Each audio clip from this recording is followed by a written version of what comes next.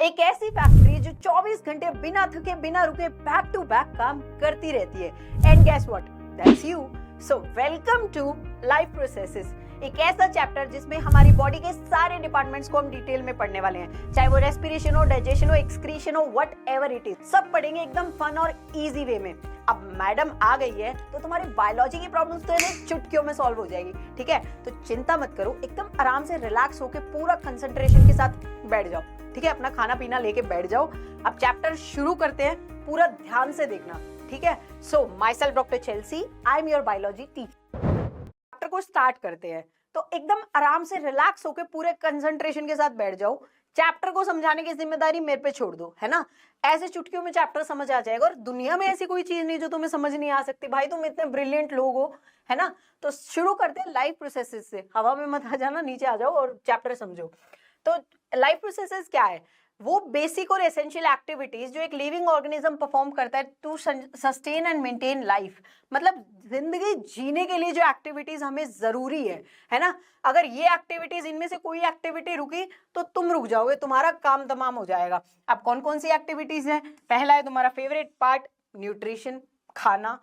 दूसरा रेस्पिरेशन, फिर transportation, excretion. खाया है तो निकालना भी पड़ेगा। सिर्फ फूड का एक्सक्रीशन नहीं होता, और भी बहुत एक्सक्रीशन के अंदर और बहुत कुछ है, तो इनको डिटेल में आगे चैप्टर में पढ़ेंगे, ठीक है। शुरू करते हैं। तो पहला है न्यूट्रिशन। न्यूट्रिशन क्या होता है? हमने खाना खाया, हमने खाने को खा के सीधा निकाल देंगे तो कोई मतलब नहीं है खाना खाने का। खाना हम यूटिलाइज करते हैं हमारी ग्रोथ, डेवलपमेंट, एनर्जी के लिए, तो ये न्यूट्रिशन है ना। अब फूड जो है, फूड में कंपोनेंट्स क्या क्या होते हैं? हम जो खाना खा रहे हैं उसमें है क्या? तो जो हमारी ग्रोथ, एनर्जी, डेवलपमेंट करा रहा है, तो कार्बोहाइड्रेट होता है, फैट होता है, और तुम जो खा रहे हो उसमें तो मेनली फैट ही होता है ना। और प्रोटीन है, विटामिन है, मिनरल्स होते हैं। उसके बाद न्यूट्रिशन के कितने टाइप होते हैं? दो तरह के न्यूट्रिशन होते हैं, ऑटोट्रॉपिक एंड हेटेरोट्रॉपिक, है ना। ऑटोट्रॉपिक में क्या होता है? ये जो ऑर्गेनिज्म होते हैं ना, क्या हो रहा है इसको, ये जो ऑर्गेनिज्म होते हैं ना ऑटोट्रॉपिक वाले, ये क्या करते हैं? सिंपल ऑर्गेनिक सब्सटेंसेस को यूज करके, जैसे कि कार्बन डाइऑक्साइड, वाटर, इनकी हेल्प से खाना बनाते हैं in presence of sunlight and chlorophyll. जैसे कि एक प्लांट है, प्लांट में क्लोरोफिल नाम का एक पिगमेंट प्रेजेंट होता है, ग्रीन कलर का एक पिगमेंट होता है क्लोरोफिल, जो फोटोसिंथेसिस कराता है। अब फोटोसिंथेसिस क्या है, ये सब चीजें आगे पढ़ेंगे। तो क्लोरोफिल एक पिगमेंट होता है, हरे रंग का, हरा रंग ऐसे मान लो, है ना। एक पिगमेंट है जो सनलाइट की प्रेजेंस में इन चीजों से मिला के एक फूड बना रहा है, प्लांट का फूड बना रहा है। अब ऑटोट्रॉप में कौन कौन आ जाते हैं? ग्रीन प्लांट्स है, एल्गे है, ब्लू ग्रीन एल्गे है ना। और हेटेरोट्रॉप्स में वही आ जाते हैं ऐसे ऑर्गेनिज्म जो दूसरे प्लांट्स, एनिमल्स पर डिपेंड होते हैं अपने फूड के लिए, क्योंकि ये खुद अपना खाना सिंथेसाइज नहीं कर सकते। इसमें आते हैं ऑल एनिमल्स। पर मैम हमारी मम्मी तो खाना खुद बनाती है, हम तो किसी से नहीं लेके आते। सब्जी तो मम्मी बाहर से ही लाती है ना। डेयरी प्रोडक्ट्स जो है ये तो बाहर से ही आते हैं, मम्मी घर पे बनाती है क्या?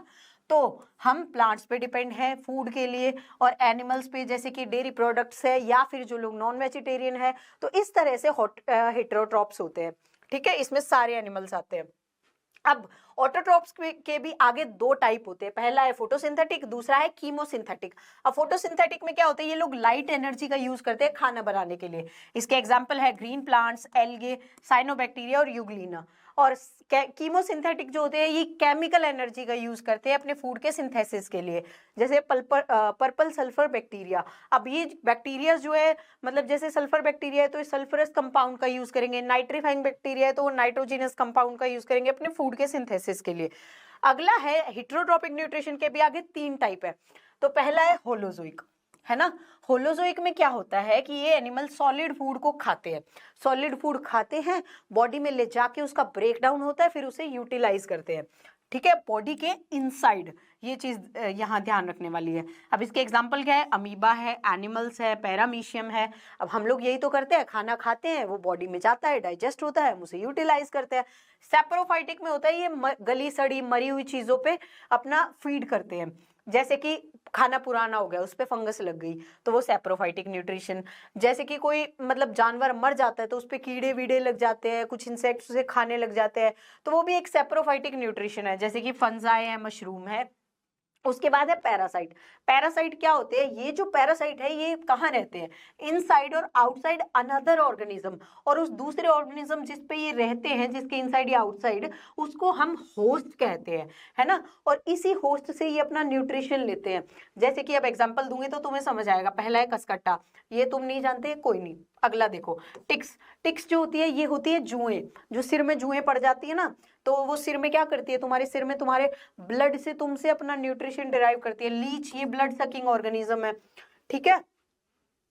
उसके बाद अब फोटोसिंथेसिस पे आते हैं। फोटोसिंथेसिस क्या है?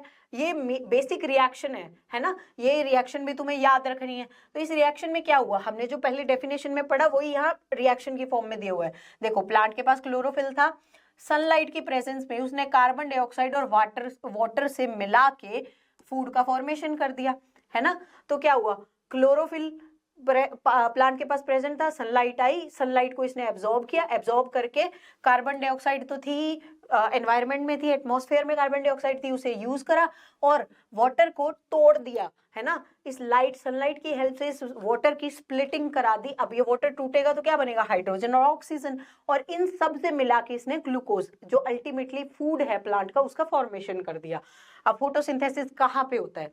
ये जो प्रोसेस ये ताम झाम पूरा हम दिखा रहे हैं, ये कहाँ हो कहाँ रहा है भाई?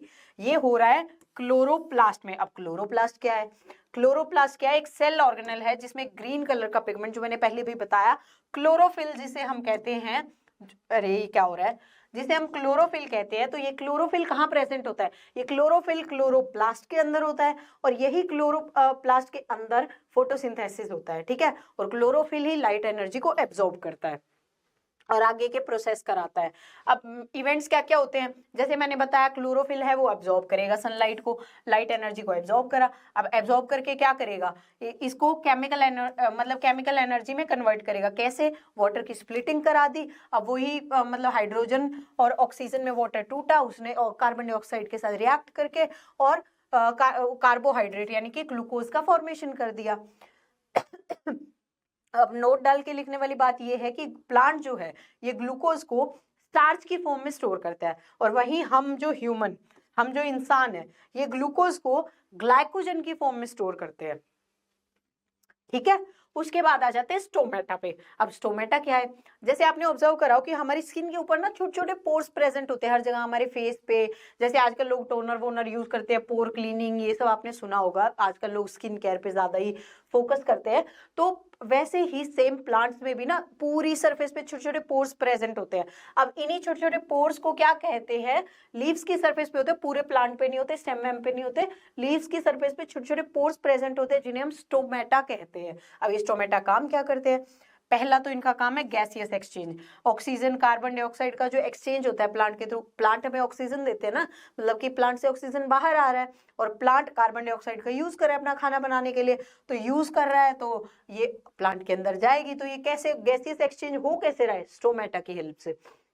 उसके बाद इन्हीं स्टोमेटा से ट्रांसपीरेशन भी होता है। ट्रांसपीरेशन क्या है? वाटर का लॉस होता है लार्ज अमाउंट में प्लांट से। तो ये जो लार्ज अमाउंट में वाटर का जो लॉस हुआ है इसे ट्रांसपीरेशन कहते हैं, और ये भी स्टोमेटा की हेल्प से होते हैं। ये एक एनसीईआरटी का डायग्राम यहाँ दिया हुआ है। अब इसमें क्या दिखाया है, सॉरी, अब इसमें ये दिखाया है कि ये ओपन स्टोमेटा है, ये क्लोज।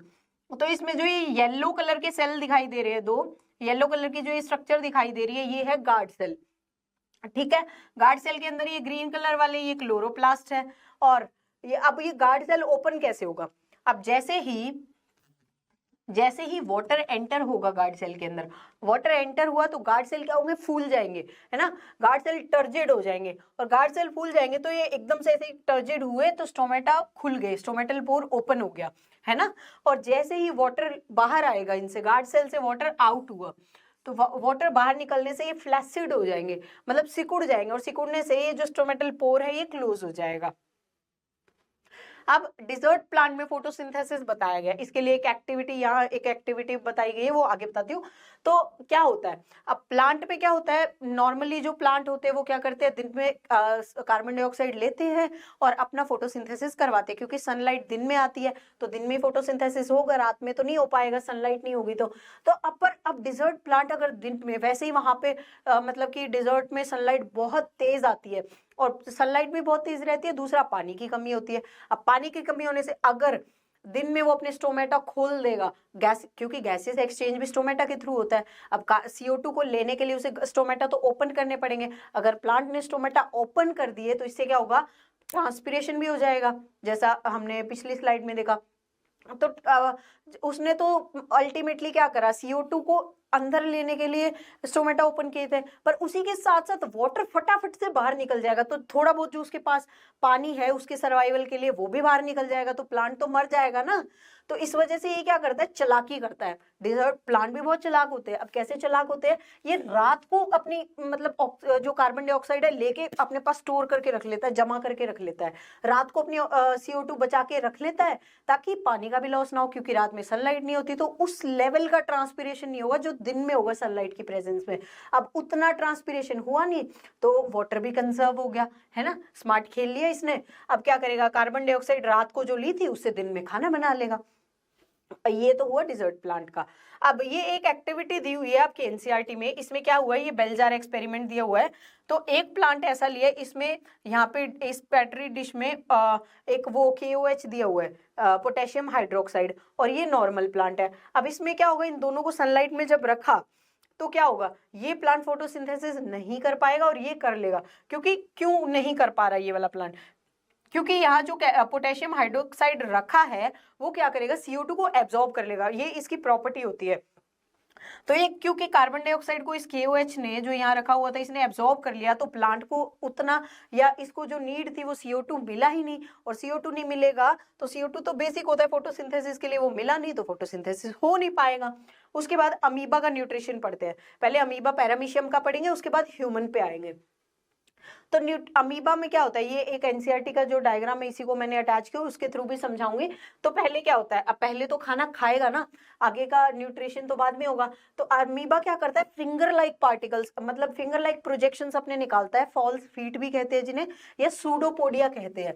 तो ये सूडोपोडिया, अरे तो ये सूडोपोडिया अपने निकालता है फिंगर लाइक प्रोजेक्शन, और खाने को ट्रैप कर लेता है ना। और एक फूड वैक्यूल भी इसमें बनता है। तो इस फूड वैक्यूल में क्या होता है कि एंजाइम सिक्रीट होते हैं। अब जो वो खाना खाएगा उसको डाइजेस्ट करने के लिए, उसे ब्रेक डाउन करने के लिए एंजाइम्स तो चाहिए ना। तो इस फूड वैक्यूल के अंदर एंजाइम्स प्रेजेंट होते हैं, और ये अपने फिंगर लाइक प्रोजेक्शन निकालेगा, सूडोपोडिया निकालेगा, फूड को एनगल्फ कर लेगा, अपने अंदर ले लेगा, और अब इस फूड वैक्यूल के अंदर खाना चला जाएगा। जैसे देखो ये अमीबा है ना, इसने अपने फिंगर लाइक प्रोजेक्शन निकाले, फूड को इनगल्फ कर लिया।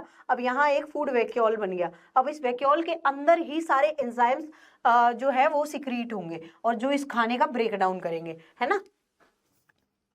तो अब डाइजेशन क्या हुआ, एंजाइम सिक्रीट हुए फूड वैक्यूल में, जो ब्रेक डाउन कर देंगे उस फूड पार्टिकल को into simpler and soluble substances. जब सॉल्युबल और सिंपल सब्सटेंस बन गए तो वो क्या होंगे, एब्जॉर्ब हो जाएंगे इनटू द साइटोप्लाज्म। अब ये कॉम्प्लेक्स स्ट्रक्चर तो है नहीं, तो यहाँ से फूड वैक्यूल से खाना क्या एब्जॉर्ब होकर साइटोप्लाज्म में ही जाएगा, है ना। अब वही जो फूड गया है वो आगे यूज हो जाएगा, एब्जॉर्ब फूड एनर्जी में, ग्रोथ में, रिपेयर में। एसिमिलेशन क्या होता है, अब जो एब्जॉर्ब फूड है ना, खाना खाने का मतलब यही है ना कि हम उसको यूटिलाइज कर सके फॉर वेरियस लाइफ प्रोसेसेस। तो अब हम एसिमिलेट तो फूड को करेंगे, फूड एब्जॉर्ब हो गया, अब उसको हम यूज करेंगे अपनी लाइफ, बाकी की लाइफ प्रोसेसेस के लिए। इजेशन, अब जो अनडाइजेस्टेड फूड है वो एक्सपेल आउट हो जाएगा from the body by rupturing the cell membrane at any point. जैसे ही इसने यहाँ से सूडोपोडिया से इस फूड पार्टिकल को एनगल्फ किया था, वैसे ही एक साइड से ये रप्चर होकर अनडाइजेस्टेड फूड को बाहर एक्सपेल आउट कर देगा।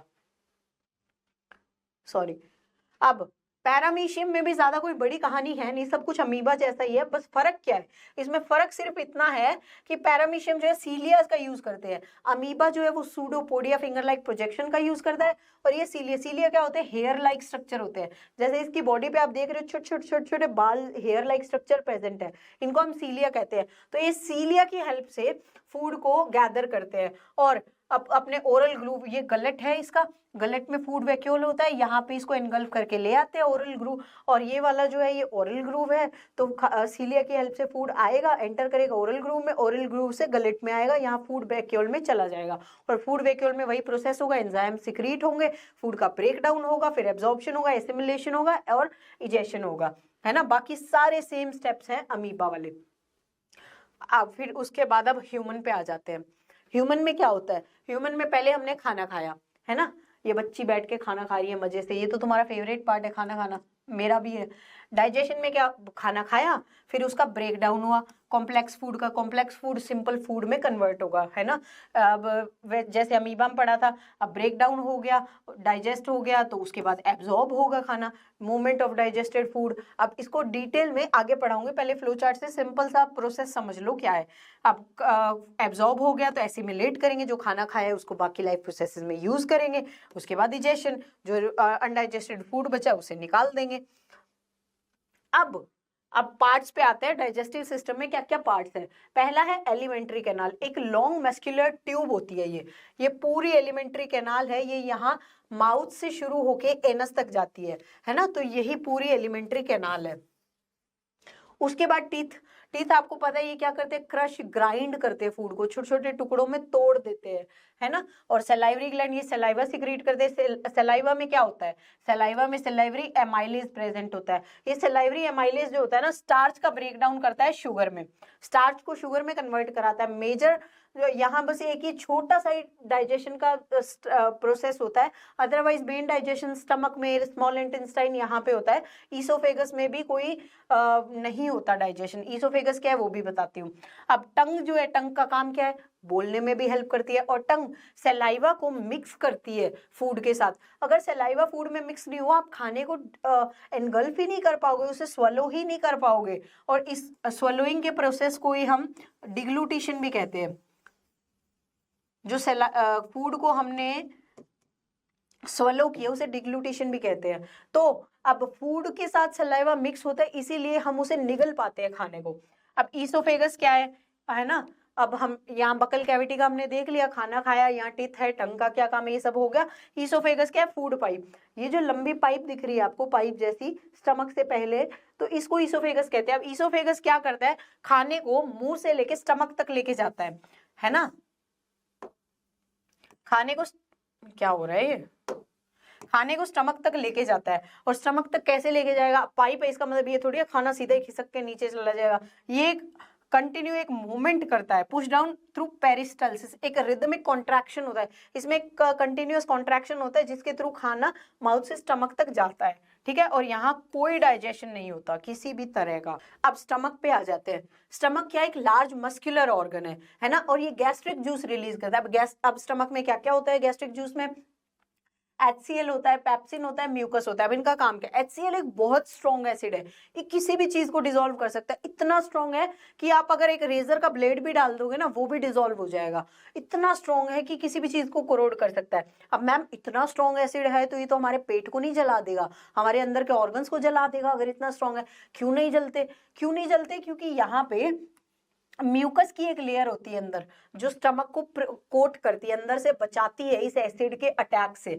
और पेप्सिन प्रेजेंट होता है। ये पेप्सिन जो है ये प्रोटीन्स का डाइजेशन कराता है, ठीक है। और खाना जो है स्टमक में 3 से 4 घंटे तक रहता है। उसके बाद स्टमक के बाद एक हाईली कॉइल्ड स्ट्रक्चर आती है, small intestine. Small intestine around 7 metre long होती है ह्यूमंस में, है ना, और लॉन्गेस्ट पार्ट है ये, बहुत लंबी 7 मीटर, सोचो कितना लंबा होता है। इस कॉइल हो जाती है इकट्ठी होके, एकदम कॉइल होके कॉम्पैक्ट सी स्ट्रक्चर में आ जाती है, और यहीं पे इसी स्मॉल इंटेस्टाइन में कंप्लीट डाइजेशन होता है और एब्जॉर्प्शन होता है फूड का। अब मैं बताती हूँ कैसे। अब यहाँ पे स्मॉल इंटेस्टाइन में एक तो बाइल जूस आता है, पेनक्रिएटिक जूस आता है जो पेनक्रियाज से आता है, और इंटेस्टाइनल जूस, ये 3 तरह के जूस आते हैं। अब बाइल जूस क्या करता है, ये फूड को एल्कलाइन और मतलब एक तो ये एल्कलाइन बनाता है, इसका पीएच बेसिक होता है ना, तो फूड को एल्कलाइन बनाता है, क्योंकि स्टमक से आता था वो एसिडिक आया था, यहाँ बेसिक हो जाता है, मतलब न्यूट्रलाइज हो जाता है। और फैट को इमल्सिफाई करता है, मतलब फैट का डाइजेशन कराता है, फैट को छोटे छोटे टुकड़ों में तोड़ देता है ना। और पैनक्रिएटिक जूस क्या करता है, इसमें ये कुछ एंजाइम्स होते हैं, ट्रिप्सिन होता है जो प्रोटीन का डाइजेशन कराता है, लाइपेज फैट का कराता है, और पैनक्रिएटिक जो अमाइलेज है ये कार्बोहाइड्रेट्स का डाइजेशन कराता है, जैसे कि ग्लूकोज हो गया, है ना। और इंटेस्टाइनल जूस है, ये इंटेस्टाइन सिक्रीट करती है, इसका फंक्शन आपके लिए इतना ज्यादा अभी दिया नहीं हो आपके सिलेबस में। उसके बाद ब्रेक डाउन होके बनते क्या अल्टीमेटली, कॉम्प्लेक्स जो सब्सटेंसेस है वो सिंपल में डाइजेशन का मतलब क्या है, कॉम्प्लेक्स जो मॉलिक्यूल्स है उनसे सिंपल सब्सटेंसेस बनवा दिए। तो प्रोटीन से अमाइनो एसिड बनता है, कार्बोहाइड्रेट से ग्लूकोज बनता है। जो कॉम्प्लेक्स कार्बोहाइड्रेट है, बहुत तगड़े बड़े बड़े लेवल के जो पॉलीमर्स हैं, तो वो कार्बोहाइड्रेट टूट के ग्लूकोज बनाते हैं सिंपल फॉर्म। और फैट्स जो है ये टूट के फैटी एसिड और ग्लिसरॉल का फॉर्मेशन करते हैं। ठीक है, उसके बाद अब स्मॉल इंटेस्टाइन में एब्जॉर्प्शन कैसे होता है। स्मॉल इंटेस्टाइन में क्या होता है, जैसे ये आपकी स्मॉल इंटेस्टाइन की लेयर है, जैसे ये स्मॉल इंटेस्टाइन, अरे जैसे ये है आपकी स्मॉल इंटेस्टाइन, है ना, यहाँ आपके फूड है। अब ये गलत बन गया, देखो इस बोर्ड को पता नहीं क्या हुए जा रहा है। देखो ये है आपकी स्मॉल इंटेस्टाइन, है ना, यहाँ पे फूड प्रेजेंट है अंदर की तरफ। अब स्मॉल इंटेस्टाइन में ऐसे फिंगर लाइक, अरे अब स्मॉल इंटेस्टाइन में ऐसे फिंगर लाइक प्रोजेक्शन होते हैं। अब ये प्रोजेक्शन क्यों होते हैं, ये सरफेस एरिया बढ़ाते हैं। एक देखो अगर ये ऐसे होती सिंपल, ऐसे सिंपल प्लेन, तो यहाँ इतना ही सरफेस एरिया था। अब ये फिंगर लाइक प्रोजेक्शंस आ गए तो सरफेस एरिया बहुत ज्यादा बढ़ गया, मतलब ज्यादा एब्सॉर्प्शन हो पाएगा, जो डाइजेस्टेड फूड है वो पूरा एब्जॉर्ब हो पाएगा अच्छे से, ज्यादा सरफेस एरिया मिल रहा है एब्जॉर्प्शन के लिए। तो इसमें ये जो फिंगर लाइक प्रोजेक्शन मैंने दिखाई थी यहाँ पे, ये जो फिंगर लाइक प्रोजेक्शंस है इन्हें विलाय कहा जाता है। क्या कहा जाता है, विलाय, माइक्रोविलाय, है ना। तो विलाय फिंगर लाइक प्रोजेक्शन होती है inner wall of small intestine में। अब ये क्या करती है, सरफेस एरिया को इंक्रीज करती है। और यहाँ पे ना ब्लड सप्लाई जो है वो बहुत हाई अमाउंट में होती है, रिच ब्लड सप्लाई होती है, और यही से न्यूट्रिएंट का एब्जॉर्प्शन होगा, जिनको हम आगे एनर्जी, ग्रोथ, रिपेयर, मतलब बाकी प्रोसेसेस, बॉडी फंक्शंस को करने के लिए हम उनको यूज करेंगे न्यूट्रिएंट्स। अब लार्ज इंटेस्टाइन पे आ जाते हैं। ये लास्ट पार्ट होता है हमारे डाइजेस्टिव सिस्टम का, ये एक ही पॉइंट है। तो लार्ज इंटेस्टाइन क्या करता है, ये यहाँ कोई पर्टिकुलर कोई डाइजेशन नहीं होता, यहाँ पे जो वाटर अनडाइजेस्टेड फूड में बचा है उसका एब्जॉर्प्शन होता है, और ये खाने को प्रिपेयर करता है, मतलब खाने को नहीं, सॉरी, जो बच गया अनडाइजेस्टेड फूड जो बच गया उसको प्रिपेयर करता है फॉर एक्सक्रीशन। और इसी के लास्ट पार्ट पे एक एनल स्फिंक्टर प्रेजेंट होता है जो रेगुलेट करता है ओपनिंग को। जब एक्सक्रीशन करते हैं तो ओपन होता है एनस, है ना, तो उसको एनल ओपनिंग को ये गार्ड करता है। अब एक नोट लगाने वाली बात है कि जो हर्बीवर्स होते हैं ना, इनमें जो डाइजेस्टिव सिस्टम है ये लॉन्ग होता है, क्योंकि ये क्या करते हैं, जो हर्बीवर एनिमल है ये प्लांट खाएंगे, घास फूस खाते हैं, तो उनके लिए प्लांट्स में क्या होता है, हमने पढ़ा क्लोरोफिल होता है, सेल्यूलोज होता है ना, प्लांट में सेल्यूलोज होता है, क्योंकि प्लांट की सेल वॉल जो होती है वो सेल्यूलोज की बनी होती है। तो अब सेल्यूलोज को डाइजेशन के लिए ज्यादा टाइम चाहिए, for proper break down and absorption of cellulose ज्यादा टाइम रिक्वायर्ड होता है, जिसके लिए इनके डाइजेस्टिव सिस्टम जो है वो थोड़ा सा लॉन्गर होता है। अब रेस्पिरेशन पे आ जाते हैं। रेस्पिरेशन क्या है, रेस्पिरेशन में ये दो प्रोसेस पढ़नी है, ब्रीदिंग और रेस्पिरेशन। अब लोग रेस्पिरेशन ये समझ लेते हैं कि हम जो सांस ले रहे हैं यही रेस्पिरेशन, नहीं, ये एक मिथ है। हम जो सांस ले रहे हैं वो ब्रीदिंग है, सांस ले रहे हैं छोड़ रहे हैं ये ब्रीदिंग है ना। ब्रीदिंग क्या है, एक्सचेंज ऑफ गैसेस, इसमें कोई और केमिकल प्रोसेस नहीं हो रहा।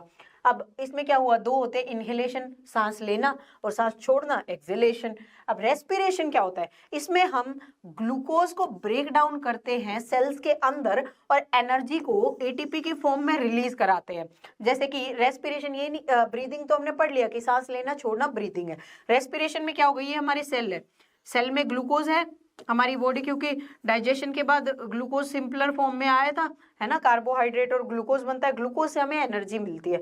अब ये ग्लूकोज सेल्स के अंदर प्रेजेंट है। अब इस ग्लूकोज से हम एनर्जी कैसे लेंगे, अब इस ग्लूकोज से जो एनर्जी एटीपी के फॉर्म में बनती है, इसी प्रोसेस को हम रेस्पिरेशन कहते हैं, और यही एनर्जी हमें बाकी के काम करने में यूज आती है। बाकी के जो लाइफ प्रोसेसेस हम कैरी आउट करते हैं इसमें एनर्जी चाहिए, तो वो खाने से डेराइव होती है। अब कैसे होगी, अब ब्रीदिंग क्या है, ये एक फिजिकल प्रोसेस है, सांस ले रहे हैं छोड़ रहे हैं, लेकिन ये एक बायोकेमिकल प्रोसेस है ना, और इसमें कोई एंजाइम्स नहीं इन्वॉल्व होते, लेकिन यहाँ बहुत सारे एंजाइम इन्वॉल्व होते हैं। तो उसको पूरा एक डिटेल प्रोसीजर होता है जिसमें बहुत सारे एंजाइम्स इन्वॉल्व होते हैं, बहुत सारे साइकिल्स चलते हैं जिनकी हेल्प से ग्लूकोज से एनर्जी बनती है। अब इसमें क्या होता है, ये कुछ ऑर्गन्स तक ही कन्फाइंड है। अब ब्रीदिंग तो क्या होती है, इसमें लंग्स वाला पार्ट, ये हमारा रेस्पिरेटरी चैम्बर यही इन्वॉल्व है, नेजल चैम्बर से लेके हमने सांस ली छोड़ी, और लेकिन इसमें ये सारी बॉडी में चलता है। जो रेस्पिरेशन है, क्योंकि बॉडी में पूरी बॉडी में सेल्स है, सब में ग्लूकोज है, सबको एनर्जी चाहिए, तो पूरी बॉडी में ये चलता रहता है। लेकिन इसमें कोई एनर्जी रिलीज नहीं होती, लेकिन सांस लेने में एनर्जी तो जाएगी। लेकिन रेस्पिरेशन तो हम एनर्जी रिलीज कराने के लिए तो करते हैं कि जो ग्लूकोज है, फूड से जो ग्लूकोज आया हमारी बॉडी के अंदर, जो ग्लूकोज है उसको हम यूटिलाइज करके एटीपी बनाए। एटीपी क्या होती है? हमारी एनर्जी करेंसी होती है ना। एनर्जी एटीपी के फॉर्म में ही तो होती है हमारी बॉडी में। तो एटीपी बनाने के लिए रेस्पिरेशन करना पड़ता है। ये एक्स्ट्रा सेल्यूलर प्रोसेस है, सांस ली छोड़ी, एक्स्ट्रा सेल्यूलर, लेकिन ये सेल्स के अंदर होता है। इसमें बहुत सारे एंजाइम्स इंक्लूडेड होते हैं। इसमें हम क्या करते हैं, फ्रेश एयर ली और फॉल एयर, जो गंदी एयर थी, जो डीऑक्सीजनेटेड एयर थी, वो हमने रिमूव कर दी। लेकिन यहाँ पे फूड का ऑक्सीडेशन होता है, हम ऑक्सीजन लेते हैं, ऑक्सीजन ही तो रेस्पिरेशन में हेल्प करता है ना। जो फूड हमने लिया, जो ऑक्सीजन जो हमारे अंदर ग्लूकोज थी उसको हमने ऑक्सीडाइज कर दिया, क्योंकि जो हमने ऑक्सीजन लिया उसकी हेल्प से ही तो रेस्पिरेशन कैरी आउट होता है, और बदले में कार्बन डाइऑक्साइड बन गया वाटर एंड एनर्जी। अब रेस्पिरेशन का जो प्रोसेस है ना, इससे एनर्जी तो रिलीज होती है, ये हमें पता चल गया, लेकिन इसके लिए हमें ऑक्सीजन जरूरी होता है। अब ऑक्सीजन नहीं होगा तो क्या होगा? देखो, ग्लूकोज था, ग्लूकोज 6 कार्बन कंपाउंड है ना। आपने वो रिएक्शन में भी देखा, C6H12 है ना, तो 6 कार्बन है इसमें। अब ये 6 कार्बन, अब ये रेस्पिरेशन में क्या होगा, ये टूटेगा और एनर्जी बनेगी। तो 6 कार्बन से ये 3 कार्बन का एक कंपाउंड बनाता है, पाइरुवेट कहते हैं उसे, पाइरुवेट, और कुछ एनर्जी रिलीज हुई। अब ये आगे फिर टूटेगा, 6CO2 6H2O और ये 38 ATP। ये पूरा एक साइकिल चलता है, पूरा एक डिटेल्ड प्रोसेस है जो आपको अभी नहीं पढ़ना, अभी इस पे PhD नहीं करनी। आपके सिलेबस में इतना है, आप फिलहाल इतना पढ़ो। आपके लिए जो जरूरी है स्मार्ट वर्क करो, ऐसा फालतू आलतू फालतू पढ़ने की अभी कोई जरूरत नहीं है। जब आगे नीड होगी तब पढ़ लेना, अगर टाइम है तो फिर इसका आप पढ़ सकते हो। बट मेनली यही होता है, ग्लूकोज से पाइरुवेट बना, पाइरुवेट से आगे फिर उसका ब्रेकडाउन हुआ। बट ये सारा प्रोसेस ऑक्सीजन के प्रेजेंस में होता है। अगर ऑक्सीजन नहीं होगा तो क्या होगा? देखो, अब 2 तरह के रेस्पिरेशन होते हैं, एक होता है एरोबिक, एक होता है एनएरोबिक। एरोबिक में क्या होगा, ये रेस्पिरेशन होगा ऑक्सीजन की प्रेजेंस में, लेकिन ये वाला क्या होगा, ये ऑक्सीजन की एब्सेंस में होगा। अब एरोबिक रेस्पिरेशन में क्या होता है, ग्लूकोज, अब रेस्पिरेशन के लिए ऑक्सीजन चाहिए, अगर नहीं होगा तो वो एक मजबूरी है, उस केस में क्या होगा वो आगे बताती हूँ। लेकिन ग्लूकोज अगर ऑक्सीजन है तो कंप्लीटली ब्रेकडाउन होगा इसका, और कार्बन डाइऑक्साइड, वाटर और एनर्जी रिलीज होगी, और मैक्सिमम एनर्जी रिलीज होती है।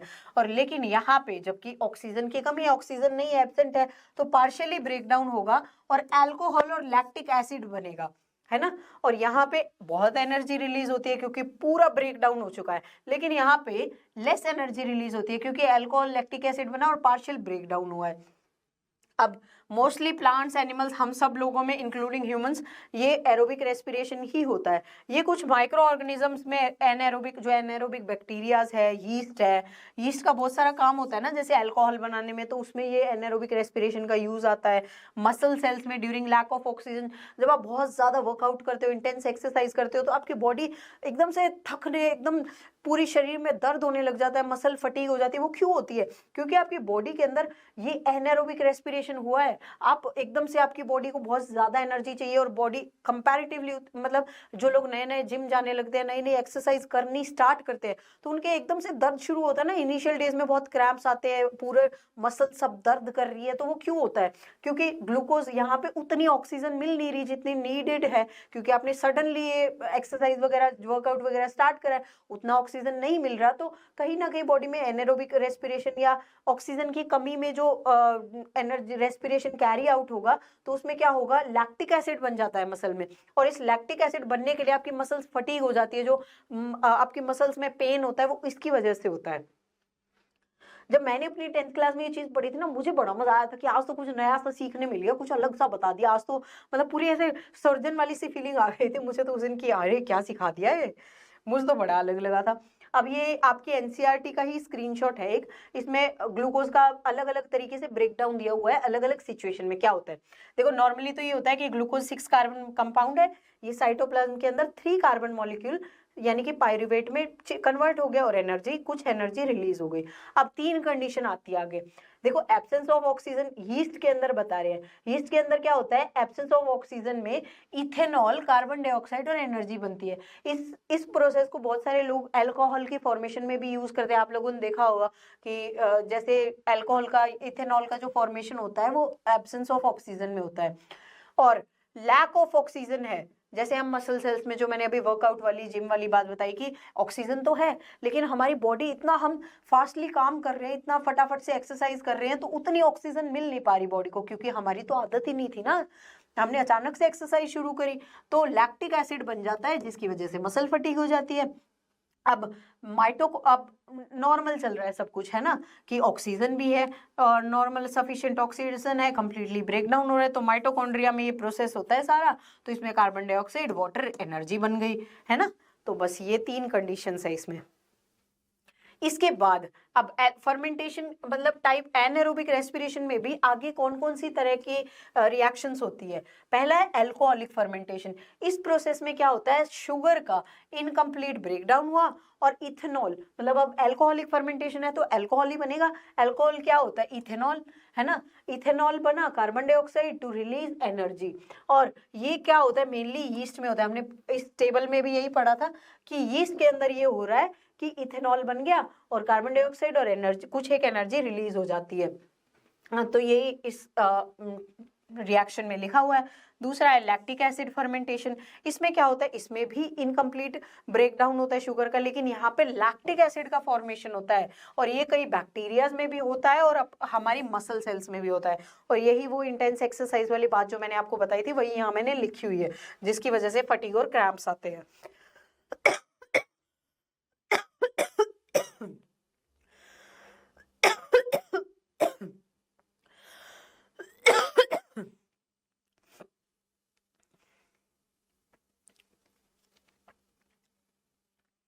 अब एयर का पैसेज क्या होता है, एयर हमारे अंदर ट्रैवल कैसे करती है, इसको देख।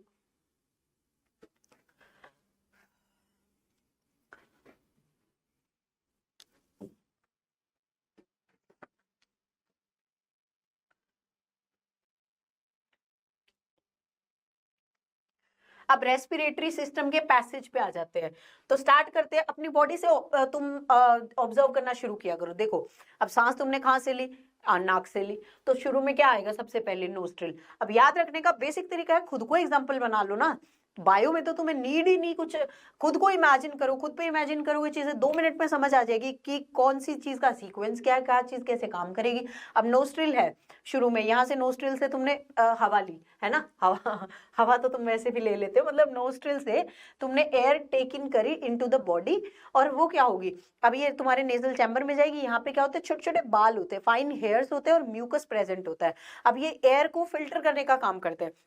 क्या हुआ, तुमने एयर को इनहेल किया, अब ये एयर को एक तरह से फिल्टर करते हैं, कैसे कि जो फाइन हेयर्स है, ये कोई एयर के अंदर माइक्रोब है, कोई बैक्टीरिया प्रेजेंट है या फिर कोई डस्ट पार्टिकल है, उसे ट्रैप कर लेते हैं, क्योंकि म्यूकस जो होता है वो बहुत चिपचिपा से एक सब्सटेंस होता है। तो जो नाक के अंदर तुम्हारी जो गंदगी सी आती है ना, उंगली डाल डाल के लोग निकालते रहते हैं, तो वो यही है कि म्यूकस सिक्रीट हुआ, फाइन हेयर्स है, वो डस्ट को और कोई बैक्टीरिया वगैरह उन्हें ट्रैप कर लेते हैं, फिल्टर आउट करने का काम करते हैं। फिर आता है नेजल पैसेज। नेजल पैसेज क्या है, ये जो चैम्बर है, ये तुम्हारी नाक का जो पूरा चैम्बर है जिसमें एयर ट्रेवल करती है, तो ये क्या कर, इसका काम क्या है, ये क्यों है चैम्बर, ये एयर को वार्म करता है, मॉइस्ट करता है और फिल्टर करता है, ठीक है।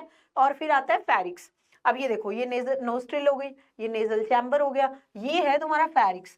फेरिक्स क्या है, कॉमन पैसेज होता है फूड और एयर के लिए, इधर से मुंह से खाना भी आ रहा है और इधर से नाक से हवा भी आ रही है, तो ये दोनों के लिए कॉमन पैसेज होता है फेरिक्स। फेरिक्स के बाद आता है लैरिक्स। लैरिक्स क्या है, अपर पार्ट ऑफ ट्रेकिया पे प्रेजेंट होता है और यही आपके वोकल कोर्ड्स जो साउंड बॉक्स होता है वो प्रेजेंट होता है। Also allows air to pass into the trachea. अब यहां से देखो, नोस्ट्रिल से नेजल चेंबर में आई, फिर फेरिक्स में आई, फेरिक्स से लैरिंक्स में आई, अब ये ट्रेकिया में चली जाएगी। ट्रेकिया, ये जो ट्यूब दिखाई दे रही है ये ट्रेकिया है ना। अब इस ट्रेकिया के अपर पार्ट पे हमने लैरिंक्स बताया था, ठीक है। अब ट्रेकिया क्या है, ये लैरिंक्स को कनेक्ट करती है ब्रोंकाई से। और कार्टिलेजिनस, कार्टिलेज की बनी हुई रिंग्स होती है जो ट्रेकिया को अपनी पोजीशन में रखती है। अभी रिंग्स क्यों जरूरी है, अगर ये नहीं होगी तो ट्रेकिया कोलैप्स कर जाएगा, ठीक है। और ये एयरवे को, मतलब वही एयर को लंग्स तक कंडक्ट करने में हेल्प करती है। अब ब्रोंकाई क्या है, ट्रेकिया जो है, ये जो ट्रेकिया आ रहा था ये आगे जाके यहाँ डिवाइड होके दो पार्ट में डिवाइड हो जाता है, दो पार्ट में स्प्लिट होता है। अब ये जो स्प्लिट हुआ है इस पार्ट को हम कहते हैं ब्रोंकाई। ब्रोंकाई दो होती है, राइट और लेफ्ट, जो एक एक लंग में जाती है ना, और एयर को कैरी करती है टू द लंग्स। अब आगे का पार्ट क्या ये बताती हूँ मैं। अब ये जो ब्रोंकाई देखो, ये नेजल पैसेज था, ये एनसीईआरटी का ही डायग्राम है, नेजल पैसेज था, है ना, यहाँ से यहाँ फेरिक्स में आई, फेरिक्स से लैरिक्स में आई, लैरिंक्स से ट्रेकिया में आई, ट्रेकिया आगे डिवाइड हो गया ब्रोंकाई में, ब्रोंकाई भी आगे छोटे छोटे ब्रोंक्यूल्स में डिवाइड हो जाती है। ये छोटे छोटे ब्रोंक्यूल्स है और इन ब्रोंक्यूल्स के एंड पे एल्वियोलाई प्रेजेंट होती है। ये एल्वियोलाई क्या करती है, एक तो सरफेस एरिया बढ़ाती है और ये एकदम पतली सी होती है, तो गैसेस का जो एक्सचेंज होता है ना वो इन्हीं एल्वियोलाई के थ्रू होता है। अब पीछे पढ़ लेते हैं, और ये यहाँ डायफ्राम है, मतलब ये जो आप ये जो मस्कुलर स्ट्रक्चर दिख रही है ना, ये डोम शेप्ड एक जो स्ट्रक्चर दिख रही है, ये आपका डायफ्राम है ना। तो डायफ्राम भी ब्रीदिंग में हेल्प करता है, वो मैकेनिज्म में आगे बताऊंगी, उससे पहले ये देख लो। तो ब्रोंक्यूल्स क्या है, ब्रोंकाई, पहले ट्रेकिया डिवाइड हुआ दो ब्रोंकाई में, राइट और लेफ्ट, जो एक एक लंग में चली गई। अब ये ब्रोंकाई छोटे छोटे ब्रोंक्यूल्स में आगे फिर से डिवाइड होती है ताकि एयर को और लंग्स के अंदर तक डीपली ले जा सके, ठीक है। और ये इनमें बट फर्क क्या है, वहां तक ब्रोंकाई तक कार्टिलेजिनस रिंग्स थी, लेकिन यहाँ पे कार्टिलेज की रिंग्स जो है वो नहीं होती।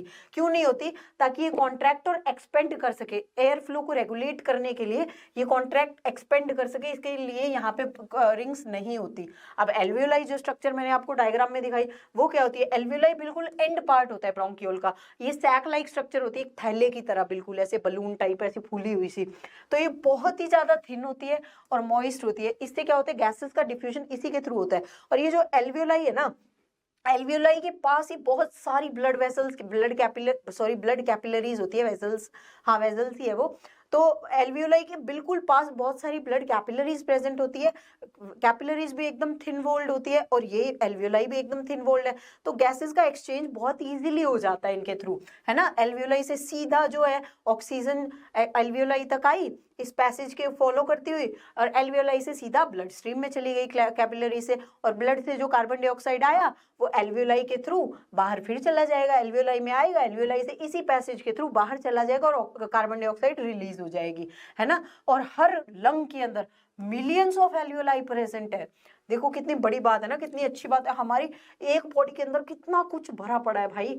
ब्लड कैपिलरीज, ये छोटी छोटी ब्लड वेसल्स होती है, ये भी सिंगल थिन वॉल्ड होती है, और एक एल्वियोलस के अराउंड मतलब एक एल्वियोलाई है, एक मतलब सिंगुलरली हम एल्वियोलस कहते हैं, तो एल्वियोलस के अराउंड ब्लड कैपिलरीज होती है जो गैसेस एक्सचेंज कराती है और ऑक्सीजन को बॉडी टिश्यू तक लेके जाएगी, और बॉडी टिश्यू से कार्बन डाइऑक्साइड ला के और एल्वियोलस के थ्रू रिलीज करा देगी वापस बाहर एटमॉस्फेयर में। अब हीमोग्लोबिन क्या है, जैसे प्लांट्स में क्लोरोफिल होता है ना, ग्रीन कलर का पिगमेंट जो उनमें फोटोसिंथेसिस कराता है, वैसे ही हम ह्यूमंस में रेड आयरन कंटेनिंग पिगमेंट होता है लाल रंग का, एक प्रोटीन ही है एक तरह का ये। तो आयरन कंटेनिंग, हमारे खून का रंग लाल क्यों होता है, हीमोग्लोबिन की वजह से होता है। देखो अब आप जब भी ब्लड टेस्ट कराने जाते हो, अब हीमोग्लोबिन टेस्ट कराते हो ना, जिससे हमें आइडिया हो जाता है कि हमारा ब्लड कितना है क्या है, तो ये हीमोग्लोबिन एक पिगमेंट होता है जो हमारे ब्लड सेल के अंदर प्रेजेंट है, और यही हमारे ब्लड को कलर भी देता है ना, इसका रंग लाल।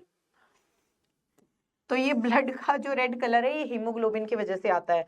अब हीमोग्लोबिन क्या करता है, ये जो हीमोग्लोबिन आगे जाके आप हायर क्लासेस में जब जाओगे तब भी इसको डिटेल में पढ़ोगे, ये गैसेस का ट्रांसपोर्ट कराता है। मतलब ये ऐसे समझो कि एक स्कूटर है हीमोग्लोबिन, है ना, ये स्कूटर इस पे अपने ऑक्सीजन को बिठा के लेके जाता है और बॉडी में जा जाके सबको ऑक्सीजन बांट के आ जाता है, वहां से CO2 उठा उठा के लेके आता है, और यहाँ से ब्लड मतलब अब ब्लड जो है ब्लड कैपिलरीज में आएगा, ब्लड कैपिलरीज में ब्लड है जिसमें हीमोग्लोबिन है, ये बिठा के लाया वहां तक, वहां पे इसने ब्लड कैपिलरी से उस कार्बन डाइऑक्साइड को एल्वियोलाई में भेज दिया कि अब भाई तुम जाओ बाहर यहाँ से निकलो, और ऑक्सीजन को लेके आएगा और बिठा के अपने स्कूटर पे ये हीमोग्लोबिन जो है इस पे बैठ के ऑक्सीजन पूरी बॉडी सेल्स के पास चली जाएगी।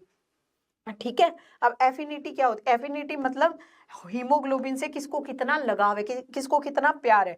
सबसे ज्यादा होती है कार्बन मोनोऑक्साइड, फिर होती है ऑक्सीजन की, फिर होती है कार्बन डाइऑक्साइड की। अब मैम समझ सा नहीं आया एफिनिटी क्या कहना चाह रहे हो।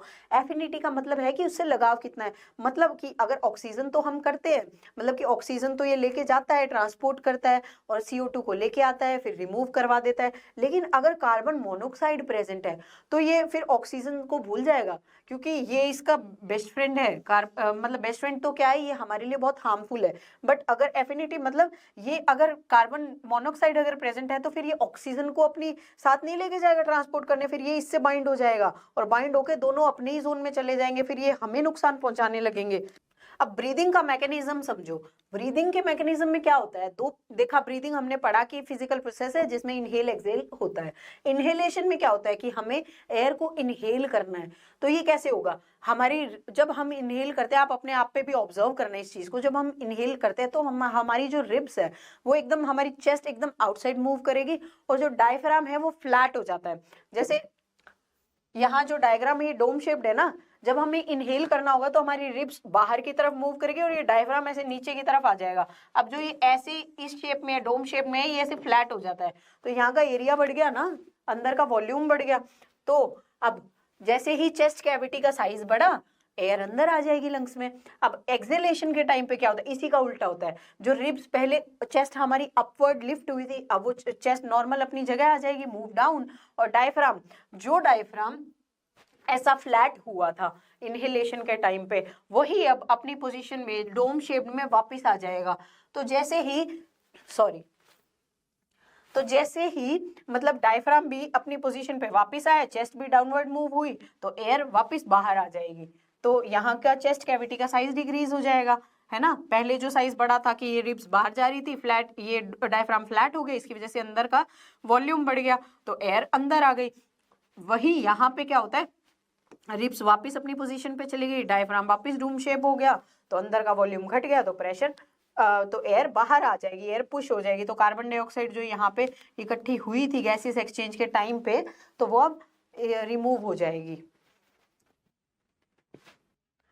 अब ह्यूमंस का रेस्पिरेशन तो हमने पढ़ लिया, अब बारी है प्लांट्स की। ह्यूमंस में हमने देखा कि रेस्पिरेशन क्या होता है, रेस्पिरेटरी सिस्टम कैसा दिखता है, ब्रीदिंग क्या है, ब्रीदिंग मैकेनिज्म क्या है। अब प्लांट्स के बारे में भी जान लो। प्लांट्स में क्या है, गैसियस एक्सचेंज कैसे होता है। अब ये कुछ तरीके हैं, इन तरीकों से प्लांट्स में गैसियस एक्सचेंज होता है। देखो, स्टोमेटा लीव्स पे प्रेजेंट होते हैं, ये हमने पढ़ा था पहले चैप्टर में। तो स्टोमेटा क्या होते हैं, लीव की जो सरफेस है इसमें छोटे छोटे पोर्स प्रेजेंट होते हैं, जिन्हें स्टोमेटा कहते हैं, जिनकी हेल्प से गैसियस एक्सचेंज होता है, वाटर का लॉस होता है, वाटर वेपर्स की फॉर्म में, जिसे ट्रांसपिरेशन कहा जाता है। वैसे ही ठीक लेंटिकल्स प्रेजेंट होते हैं स्टेम पे। अब नाम सुन के घबरा मत जाना, लेंटिकल्स क्या है, ऐसे जैसे लीव की सरफेस पे स्टोमेटा है, वैसे ही स्टेम में लेंटिकल्स, कुछ ही नहीं, छोटे छोटे पोर्स होते हैं, वो लेंस शेप्ड होते हैं, लेंस की तरह, है ना, लेंस शेप्ड होते हैं, इसीलिए इन्हें लेंटिकल्स कहा जाता है।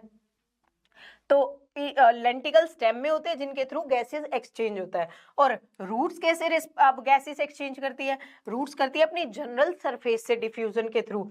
अब इसमें एक और पॉइंट है, देखो दिन में फोटोसिंथेसिस होता है ना, तो CO2 प्लांट यूटिलाइज करता है। CO2 यूटिलाइज करता है तो CO2 को एलिमिनेट तो नहीं करेगा, तो दिन के टाइम पे जब फोटोसिंथेसिस हो रहा है इन प्रेजेंस ऑफ सनलाइट, तो उस टाइम पे क्या होगा, प्राइमरी गैस जो रिलीज होगी वो ऑक्सीजन होगी। जैसे हम सब कहते हैं कि पेड़ पौधे हमें ऑक्सीजन देते हैं, तो इसी वजह से देते हैं क्योंकि वो फोटोसिंथेसिस कर रहे हैं। और रात में क्या हो रहा है, क्योंकि अब सनलाइट नहीं है तो फोटोसिंथेसिस नहीं होगा। अब फोटोसिंथेसिस नहीं होगा तो CO2 इसके प्लांट के तो कोई काम की नहीं रही। जब CO2 इसके काम की नहीं रही तो ये क्या करेगा, उसे रिलीज ही करेगा। तो इसका मेन मुद्दा ही वही बन गया उस टाइम में। रात में क्या करेगा, फोटोसिंथेसिस नहीं हो रही, CO2 को निकाल देगा। आजकल की दुनिया में भी तो यही हो रहा है, लोग तुम्हें तभी याद करेंगे जब उनका तुमसे काम पड़ेगा। अगर तुम्हारा काम नहीं पड़ेगा, उनको तुमसे अगर कोई काम नहीं पड़ेगा तो वो तुम्हें कचरे के बराबर ही समझते हैं। तो ऐसे ही दुनियादारी है, देखो चलता है। अब हम लोग तो लंग्स के थ्रू, हमारे रेस्पिरेटरी सिस्टम के थ्रू गैसेस का एक्सचेंज कर रहे हैं। अब फिशेस कैसे ब्रीथ कर रही है, तो जो फिशेस होती है ना, इनमें एक गिल्स नाम का एक ऑर्गन प्रेजेंट होता है। गिल्स एक स्ट्रक्चर होती है, इसके थ्रू, सॉरी ये स्पेलिंग बोर्ड की गलती है मेरी, नहीं, तो गिल्स प्रेजेंट होते हैं फिशेस में। गिल्स एक ऑर्गन है जिसके थ्रू फिशेज अपना गैसेस एक्सचेंज करती है, रेस्पिरेटरी ऑर्गन है, तो इसी के थ्रू ये ऑक्सीजन लेती है, CO2 को एलिमिनेट करती है। ठीक है, तो इसके बाद ये हो गया मैडम जी, आगे समझ में। अब एक्वेटिक ऑर्गेनिज्म जो होते हैं ना, इनमें ब्रीदिंग रेट फास्ट होता है कंपेयर टू लैंड पे रहने वाले ऑर्गेनिज्म। टेरेस्ट्रियल यानी कि लैंड पे रहने वाले, एक्वेटिक यानी कि पानी में रहने वाले। अब लैंड से कंपैरिजन इनका ब्रीदिंग फास्ट क्यों है भाई, ऐसा क्या कारण है? तो क्योंकि क्या होता है, पानी में ना डिसॉल्व्ड ऑक्सीजन ज्यादा है, हमारे एटमॉस्फेयर में जितना ऑक्सीजन है उसके कंपैरिजन में वाटर में डिसॉल्व्ड ऑक्सीजन काफी हाई अमाउंट में है, इस वजह से ऐसा होता है। अब ट्रांसपोर्ट कैसे हो रहा है, ट्रांसपोर्टेशन क्या है? ऐसे बायो के ये नाम सुन सुन के ऐसे मत हो जाना ये क्या है ना, समझो, समझोगे तो बहुत इजी सी चीज है। अब ट्रांसपोर्टेशन क्या है, जैसे हमने खाना खाया है ना, या फिर हमारा खाना एब्जॉर्ब हो गया, ब्लड स्ट्रीम में चला गया, पानी पिया, या बॉडी में कोई भी न्यूट्रिएंट्स है, अब वो एक जगह इकट्ठा हो गए तो नहीं बैठेंगे ना, अब उनको हमारी बॉडी में जैसे एब्जॉर्ब होकर ब्लड में गए तो हमारी पूरी बॉडी में वो डिस्ट्रीब्यूट होंगे, हर सेल, हर टिश्यू, हर ऑर्गन के पास जाएंगे, ताकि वो उस डाइजेस्टेड एब्जॉर्ब फूड, उस न्यूट्रिएंट को यूटिलाइज कर सके, एनर्जी प्रोड्यूस कर सके। और वही हमारे बॉडी ऑर्गन्स में, टिश्यू में, सेल्स में जो वेस्ट प्रोडक्ट बन रहा है, जो वेस्ट प्रोडक्ट वहां जेनरेट हो रहा है, उसको रिमूव भी करवाना है, तो ब्लड वहां से उसे कलेक्ट करेगा और जहां से उसका एक्सक्रीशन होना है वहां तक उसे लाके दे देगा। तो यही जो घूमने फिरने का सिस्टम चल रहा है, ये हमारे बॉडी में जो ये पानी, न्यूट्रिएंट, खाना पूरा घूमते रहते, इसी को ट्रांसपोर्ट कहते हैं। हमारी नॉर्मल लैंग्वेज में भी ट्रांसपोर्ट यही होता है ना, कि हम अपने काम से या किसी भी घूमने फिरने, किसी भी इरादे से एक जगह से दूसरी जगह जा रहे हैं, तो वो ट्रांसपोर्ट है। वैसे ही फूड का, वाटर का, ऑक्सीजन का, हर चीज जो हमारी बॉडी में नीडेड है, तो ये ट्रांसपोर्ट भी लाइफ प्रोसेसेस में काम ही करते हैं, ऑब्वियसली एसेंशियल है, क्योंकि अगर ऑक्सीजन तुम्हारी बॉडी में सप्लाई नहीं हुई तुम मर जाओगे, खाना तुम्हें मिला नहीं, अगर एक जगह ही रह गया, अगर बॉडी में ट्रांसपोर्ट नहीं हुआ तो तुम एनर्जी कैसे लोगे? वैसे ही वेस्ट प्रोडक्ट का है, वेस्ट प्रोडक्ट अगर वहीं रह गया तो टॉक्सिक इफेक्ट आएगा, जहर बन जाएगा वो तुम्हारे लिए, क्योंकि वो तुम्हारे काम का नहीं है, तो उसको रिमूव कराना, उसको एलिमिनेट कराना भी जरूरी है। अब सर्कुलेटरी सिस्टम, ठीक है मैम, ट्रांसपोर्ट समझ आ गया। अब सर्कुलेटरी सिस्टम है, इसकी हेल्प से ट्रांसपोर्टेशन होता है ना, सर्कुलेटरी सिस्टम करता है ट्रांसपोर्टेशन। अब इस सर्कुलेटरी सिस्टम के 3 पार्ट होते हैं, एक तो ब्लड, जो तुम्हारा खून है ना, ब्लड वेसल्स, ब्लड जो है ऐसे खुले में बॉडी में तो प्रेजेंट नहीं होता, ब्लड वेसल्स के अंदर प्रेजेंट होता है। अब जैसे तुम्हारे घर में खाना बन रहा है, तो खाना डालने के लिए वेसल्स, यूटेंसिल्स है ना, जैसे बर्तन, डोंगा है, चम्मच है, प्लेट है, जिनके अंदर तुम खाना डाल के रखते हो या खाते हो, तो वैसे ही सेम ब्लड भी ब्लड वेसल्स के अंदर प्रेजेंट होता है। और हमारा मेन ऑर्गन हार्ट, दिल, जो शायद तुमने अपने बाबू को दिया हुआ है ना, तो ये है सर्कुलेटरी सिस्टम के पार्ट्स। अब इनको एक 1 बाय 1 करके देखते हैं। तो सबसे पहले आते हैं ब्लड पे। ब्लड क्या है?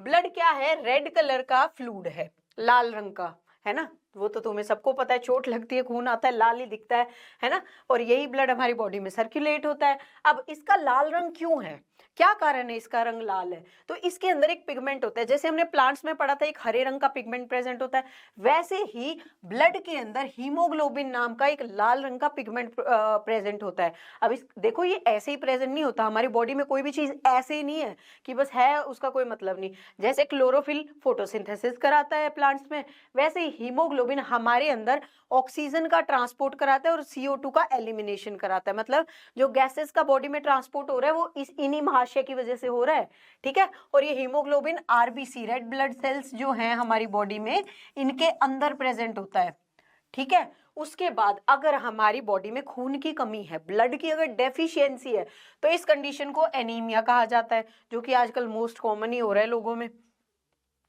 फिर अब ब्लड के फंक्शन क्या क्या है, ये खून काम क्या क्या काम करता है? देखो, पहला तो है ट्रांसपोर्ट का, जैसे मैंने आपको बताया कि हीमोग्लोबिन ऑक्सीजन को लेके जाता है, बॉडी में सब जगह बांट के उसको आता है, और वहां से CO2 उठा उठा के लेके आता है और उसको एलिमिनेट करा देता है।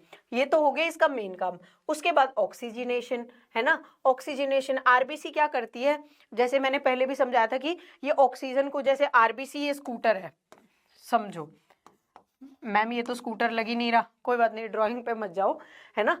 तो अब ये RBC है, ये स्कूटर, अब इसके ऊपर, सॉरी, हीमोग्लोबिन है ये स्कूटर, अब ये अपने ऊपर ऑक्सीजन को बिठा के लेके जाता है और बॉडी में सब जगह हर सेल में बांट के आ जाता है।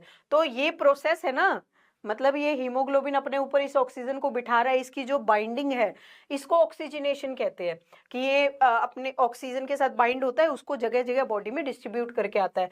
डिफेंस में ब्लड के मतलब अगर ट्रांसपोर्टेशन ब्लड का काम हो गया, अब इस ब्लड के अंदर आरबीसी का काम हो गया, और ये ट्रांसपोर्ट ऑफ गैसेस है ना। अब डब्ल्यूबीसी भी होती है ब्लड में। डब्ल्यूबीसी क्या करती है, हमारी बॉडी में जो भी बाहर के मतलब कोई इन्फेक्शन आया, कोई जर्म्स आया, तो ऐसे कहते हैं ना हमारी इम्यूनिटी स्ट्रांग होनी चाहिए। इम्यूनिटी क्या है, इम्यूनिटी यही तो है, व्हाइट ब्लड सेल, यही तो बाहर से कोई जर्म्स आए, बैक्टीरिया आए, पैथोजन आए, कोई इन्फेक्शन आया, तो ये डब्ल्यूबीसी तो फाइट करती है उनसे और हमें प्रोटेक्ट करती है।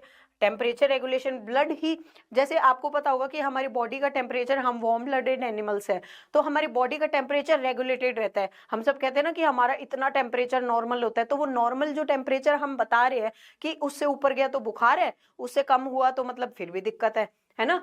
तो अब ये बॉडी टेम्परेचर जो कांस्टेंट रह रहा है वो कैसे रह रहा है, तो ब्लड इस टेम्परेचर को मेंटेन कर रहा है, जिसे होम्योस्टेसिस भी कहते हैं। क्लॉटिंग, अब ब्लड के अंदर देखो आरबीसी होती है, डब्ल्यूबीसी होती है, प्लेटलेट्स होती है, प्लाज्मा होता है। तो प्लेटलेट्स का काम क्या होता है, जैसे आपको खून आ गया, चोट लग गई, कहीं आप गिर गए, पर ये तो नहीं है ना कि वो खून नॉन स्टॉप बहता ही रहेगा। एक टाइम पे वो खून रुक जाता है ना, बंद हो जाता है, वहां जख्म भर जाता है ना आपका। तो वो प्लेटलेट्स क्या करता है, क्लॉटिंग कराता है, क्लॉट बनवा देता है उस चोट पे, तो घाव भरने लगता है, फिर वो देखो धीरे धीरे फिर वो हील होता है। तो जब घाव भरने एकदम से जब ब्लड रुक जाता है तो क्या हुआ, वहां पे क्लॉट फॉर्मेशन हो गया, और ये काम कौन करता है, ये काम करता है प्लेटलेट्स। ठीक है बेटा।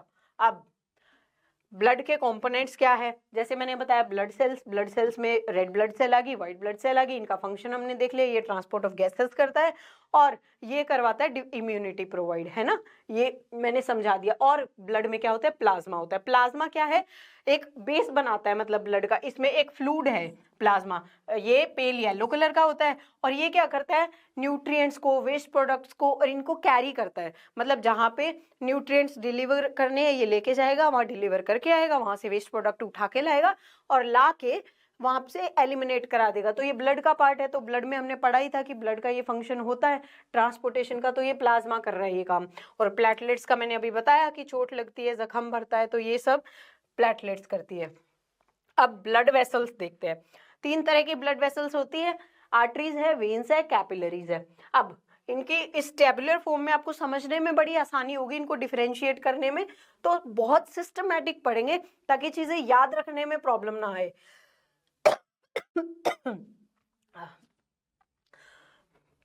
अब ये डायरेक्शन क्या है, पहले डायरेक्शन देखते हैं। तो जो बेटा आर्टरीज है ना, ये ब्लड को हार्ट से अवे लेके जाती है, मतलब हार्ट पंप करता है आर्टरी से, आर्टरी बॉडी ऑर्गन्स को वो ब्लड देके आती है। वहीं वेन्स, आर्टरी वेन दोनों का इनका फंक्शन ऑपोजिट है, ये अवे लेके जाएगी, वेन्स टूवर्ड्स हार्ट लाएगी, ठीक है। और वेन्स और आर्टरीज को कनेक्ट करती हैं कैपिलरीज, मतलब आर्टरीज ब्रेक होंगी कैपिलरीज में, फिर वो वापस अपना फंक्शन जब कैपिलरीज का पूरा हो जाएगा तो वहां वो वेन्स में आगे उसको कंटिन्यू हो जाएगी। उसके बाद ऑक्सीजन कंटेंट, आर्टरीज क्योंकि अब हार्ट से ब्लड लेके जा रही है ऑर्गन्स तक, तो ऑब्वियसली ऑक्सीजनेटेड ब्लड होगा ना इसके पास, क्योंकि वही तो काम है ना ट्रांसपोर्टेशन का कि वो ऑक्सीजन को डिलीवर करे, तो ऑक्सीजनेटेड ब्लड लेके जा रही है। लेकिन इसका एक एक्सेप्शन है, पल्मोनरी आर्टरी। अब ये एक्सेप्शन क्यों है इसको भी समझो, ऐसे ही नहीं है कुछ भी एक्सेप्शन होता, अब इसके पीछे कोई तो कारण होगा ना। तो इसके पीछे कारण ये है देखो कि ये क्या करती है, आर्टरीज का काम क्या है ये समझो, कि ब्लड को अवे फ्रॉम हार्ट लेके जा रही है। अब पल्मोनरी आर्टरी, पल्मोनरी वर्ड किसके लिए यूज होता है, लंग्स के लिए, है ना, मतलब कि पल्मोनरी आर्टरी क्या कर रही है, हार्ट से ब्लड लेके जा रही है लंग्स में। लंग्स का काम क्या था रेस्पिरेशन में, कि ब्लड के अंदर ऑक्सीजन को ऐड करना, CO2 को रिमूव कराना। अब लंग्स ही ये काम करेगा। अब इसका तो है अवे फ्रॉम हार्ट लेके गई है ना। अब लंग्स में क्या, अगर ये डीऑक्सीजनेटेड लेके जाएगी तो ही तो वो ऑक्सीजनेट करके देगा, इसलिए ये एक्सेप्शन है। और वहीं ये डीऑक्सीजनेटेड वेन्स कैरी करती है, पर पल्मोनरी वेन का उल्टा है, एक्सेप्शन है। तो सेम यही रीजन हो गया कि लंग्स ने उस ब्लड को ऑक्सीजनेट कर दिया, जो ये डीऑक्सीजनेटेड ब्लड आर्टरी लाई थी उसको ऑक्सीजनेटेड हो गए वो लंग्स के अंदर। अब पल्मोनरी वेन क्या करेगी, उसको टुवर्ड्स हार्ट, हार्ट में वो ऑक्सीजनेटेड ब्लड वापस ले जाएगी ताकि वो बाकी बॉडी ऑर्गन्स तक सप्लाई हो सके। और इसमें दोनों होते हैं, ऑक्सीजनेटेड और डीऑक्सीजनेटेड ब्लड। प्रेशर मतलब एक साथ दोनों नहीं होते, अलग अलग जगह, मतलब कैपिलरीज में ऑक्सीजनेटेड ब्लड भी है, डीऑक्सीजनेटेड भी है ना। प्रेशर इनमें हाई प्रेशर होगा, क्योंकि देखो ब्लड जब, मतलब आर्टरीज क्या होती है, अवे फ्रॉम हार्ट लेके जा रही है, मतलब हार्ट पंप कर रहा है उनको। हार्ट जब पंप कर रहा है तो हार्ट बहुत प्रेशर से कॉन्ट्रैक्ट होता है, एकदम प्रेशर से ब्लड को पंप करता है, क्योंकि तभी तो वो पूरी, एक छोटा सा हार्ट है और वो पंप कर रहा है ताकि ब्लड पूरी बॉडी में सर्कुलेट हो सके। तो पूरी बॉडी में सर्कुलेट करने के लिए उसे हाई प्रेशर से पंप करना पड़ेगा ना, इसलिए आर्टरीज में प्रेशर हाई है, इसमें कंपैरेटिव लो है और इसमें भी लो है। उसके बाद थिकनेस देखते हैं। अब इसकी आर्टरीज की वॉल थिक और इलास्टिक होती है, इसकी थिन और इसकी वेरी थिन वन सेल थी, क्योंकि यहाँ पे डिफ्यूजन होता है, इस वजह से थिन होती है कैपिलरीज। वॉल्स का क्या काम है, वॉल्स देखो आर्टरीज में तो नीड ही नहीं होती, वॉल्स का वैसे काम क्या है पहले ये समझो। वॉल्स होते हैं ताकि ब्लड का बैक फ्लो ना हो, है ना, ब्लड वापस पीछे की तरफ ना आ जाए, तो इसलिए वॉल्व्स होते हैं ताकि वो ब्लड के फ्लो को कंट्रोल कर सके। लेकिन देखो आर्टरीज में क्यों नहीं होते वॉल्व्स, एब्सेंट क्यों है, क्योंकि देखो जो ब्लड है वो पंप कर रहा है, उसका प्रेशर ही इतना स्ट्रॉन्ग है कि बैक फ्लो होने का चांस ही नहीं है। बट वॉल्व्स में क्या होता है, प्रेशर लो है, इस वजह से प्रेजेंट होते हैं, और कैपिलरीज में भी एब्सेंट होते हैं वॉल्व्स। ठीक है, फंक्शन क्या है अब इनके, देखो ये तो डिस्ट्रीब्यूट करती है, जैसे मैंने बताया जो हार्ट ने ब्लड को पंप करा उसको डिस्ट्रीब्यूट करेगी, ये हार्ट से हार्ट तक वापस लाएगी ऑर्गन से, जो बाकी बॉडी टिश्यूज है, सेल्स है, वहां से ब्लड को कलेक्ट करेगी और हार्ट में लाके डाल देगी। और कैपिलरीज का काम ये, क्योंकि वन सेल थिक है, मैंने बताया डिफ्यूजन होता है, तो यहाँ पे जो भी एक्सचेंज होता है कि ऑक्सीजन है वो सेल्स के पास जाएगी, वहां से CO2 आएगी, और सेल्स या टिश्यूज के पास जो वेस्ट प्रोडक्ट है वो भी कैपिलरीज में आएगा, तो एक्सचेंज वाला काम सारा यहाँ पे होता है, क्योंकि ये बहुत पतली सी है, थिन है, तो वहां पे वो प्रोसेस ईजी हो जाता है। अब ये कैरी क्या करती है, ऑक्सीजन और न्यूट्रिएंट्स को कैरी करती है, ये CO2 और वेस्ट को, क्योंकि ये वापस हार्ट के पास लेके जा रही है एलिमिनेशन के लिए, और ये O2 एंड न्यूट्रिएंट्स को, देखो ये क्योंकि मिक्स्ड है ना दोनों की, तो ये ऑक्सीजन और न्यूट्रिएंट्स को तो सेल तक लेके जाएगी और वहां से वेस्ट प्रोडक्ट और CO2 कलेक्ट करके लेके आएगी।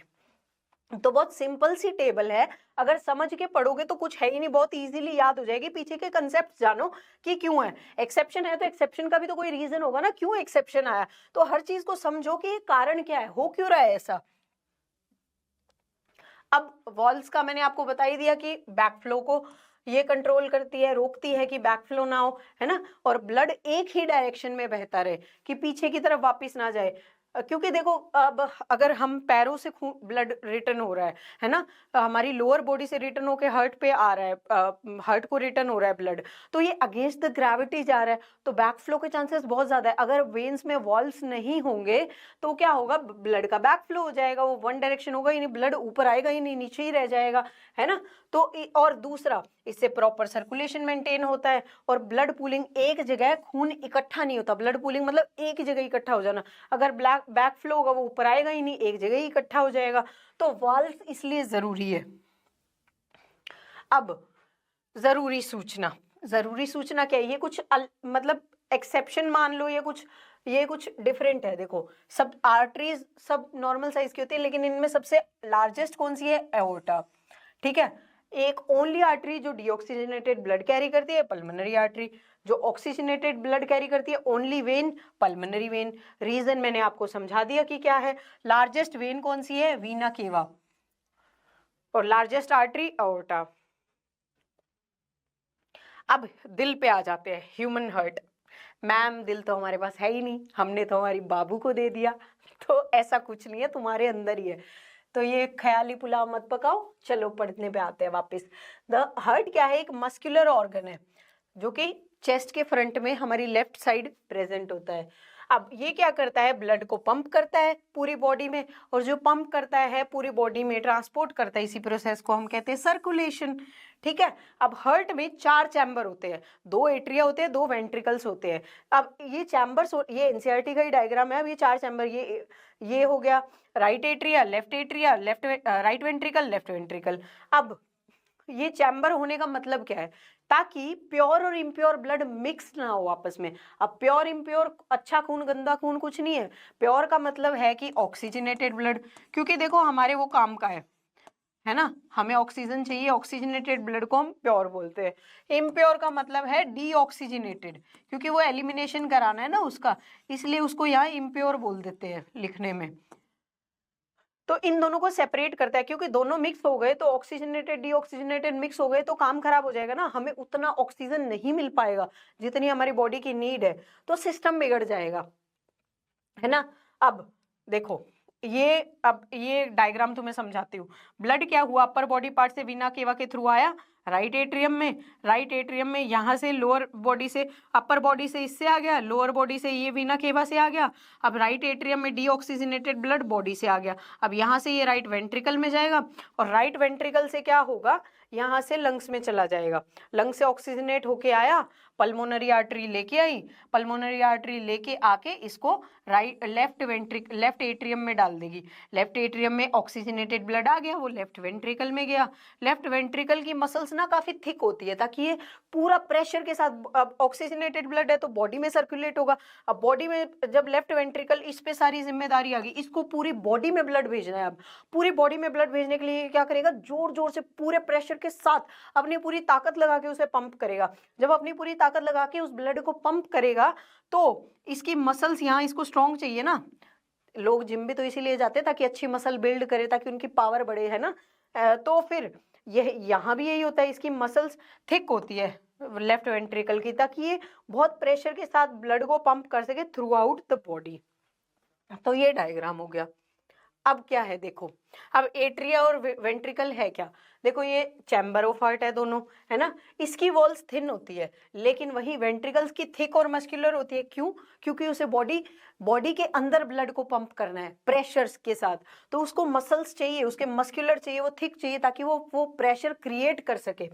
वही देखो इसमें तो ये डायग्राम में आपने देखा ना कि एट्रियाज में तो वेन्स ब्लड ला रही है, इधर वीना केवा ला रही है, इधर पल्मोनरी वेन्स लेके आ रही है, लेकिन वही वेंट्रिकल्स में क्या होता है, वेंट्रिकल में राइट एट्रियम, ये मैंने आपको यहाँ बता दिया, देखो राइट एट्रियम में देखो डीऑक्सीजनेटेड वीना केवा लेके लोअर बॉडी ऑर्गन से, यहाँ से अपर बॉडी ऑर्गन से यहाँ गया, तो राइट एट्रियम में क्या है, डीऑक्सीजनेटेड ब्लड है, ये डीऑक्सीजनेटेड ब्लड वेंट्रिकल्स में गया, वेंट्रिकल्स में जाने के बाद राइट वेंट्रिकल में गया, सॉरी राइट एट्रिया में आया डीऑक्सीजनेटेड ब्लड, राइट वेंट्रिकल में गया, यहाँ से लंग्स में जाएगा, लंग्स में जाने के बाद ऑक्सीजनेट होके इधर आ जाएगा लेफ्ट एट्रिया में। यही लिखा है कि राइट एट्रियम में क्या होता है, डीऑक्सीजनेटेड, और लेफ्ट वाले में होता है ऑक्सीजनेटेड, क्योंकि इसको मैं आगे डायग्राम के थ्रू समझाऊंगी।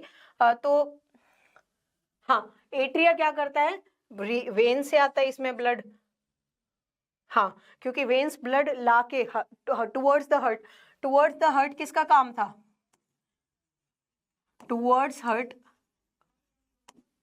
वेन का काम था ना, तो वेन लेके आएगी लाके उसको एट्रिया में। वेंट्रिकल जो है वो पंप करता है आर्टरीज में। ऐसा क्यों करता है, ऐसा इसलिए क्योंकि वेंट्रिकल आगे बॉडी में ब्लड भेजेगा ना, तो वो आर्टरीज के थ्रू भेजेगा, तो ये आर्टरीज में करता है। अब जो राइट वेंट्रिकल है वो तो deoxygenated blood, right ventricle deoxygenated blood को पंप करेगी लंग्स में, लेकिन अब लेफ्ट साइड क्या होता है, ऑक्सीजनेटेड ब्लड होता है, लेफ्ट साइड ऑक्सीजनेटेड ब्लड है, तो इसकी वजह से क्या होगा कि वो पूरी बॉडी में जाएगा ऑक्सीजनेटेड ब्लड।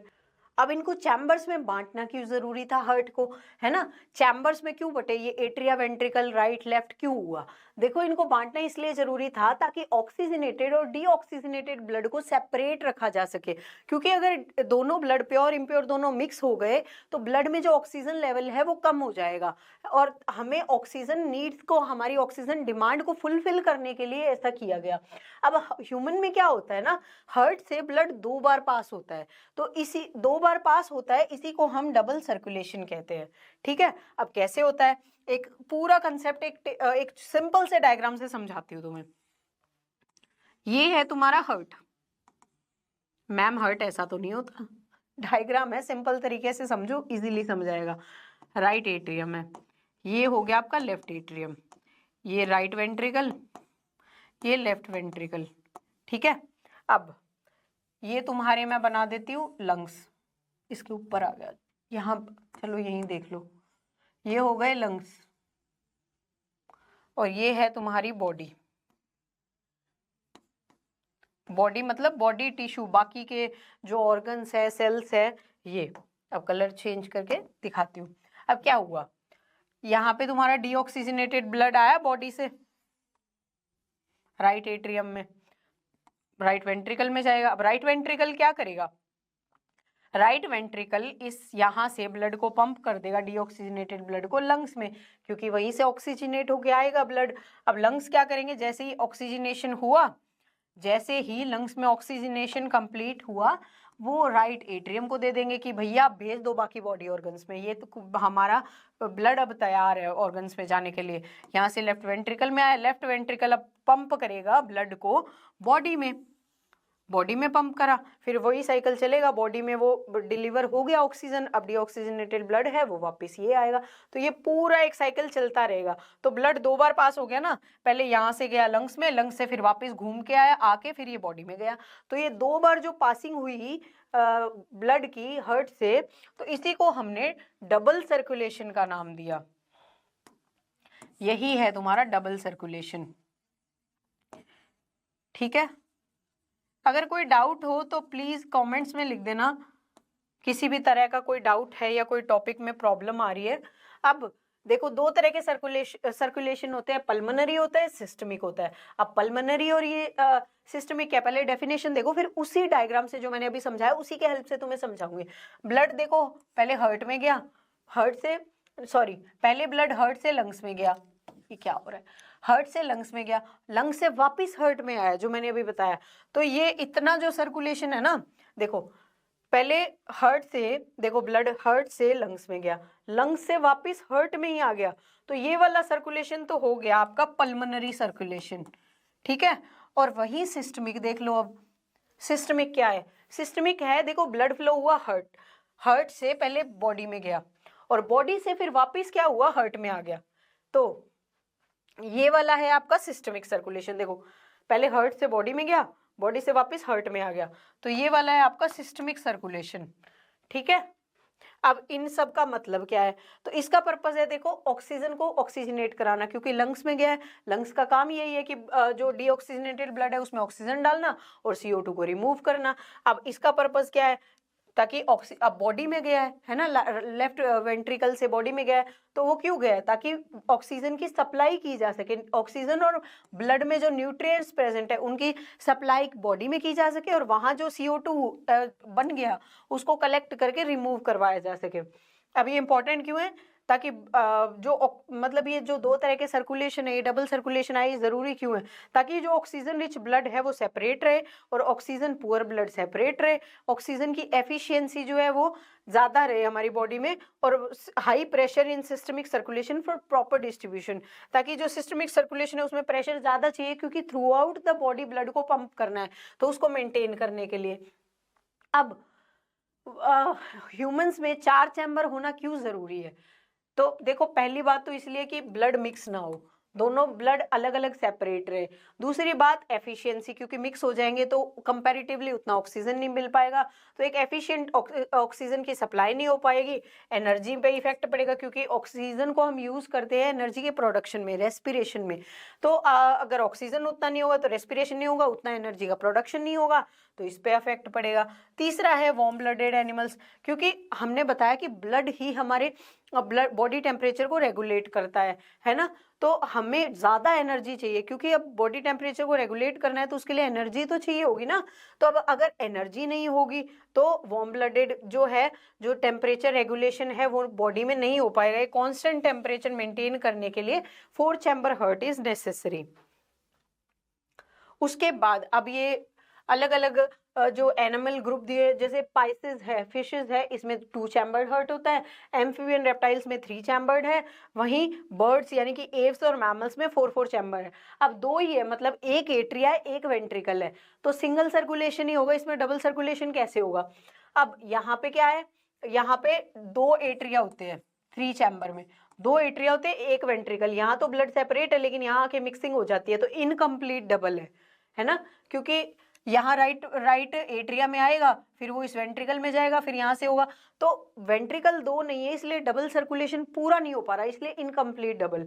लेकिन यहाँ पे तो पूरे 4 चारों चैम्बर है इसलिए डबल सर्कुलेशन होता है। अब क्योंकि यहाँ पे डबल सर्कुलेशन है ही नहीं, तो जो तामझाम हमने समझाया कि एनर्जी का प्रोडक्शन, एफिशिएंसी, वो सब होगा नहीं, टेम्परेचर रेगुलेशन नहीं होगा।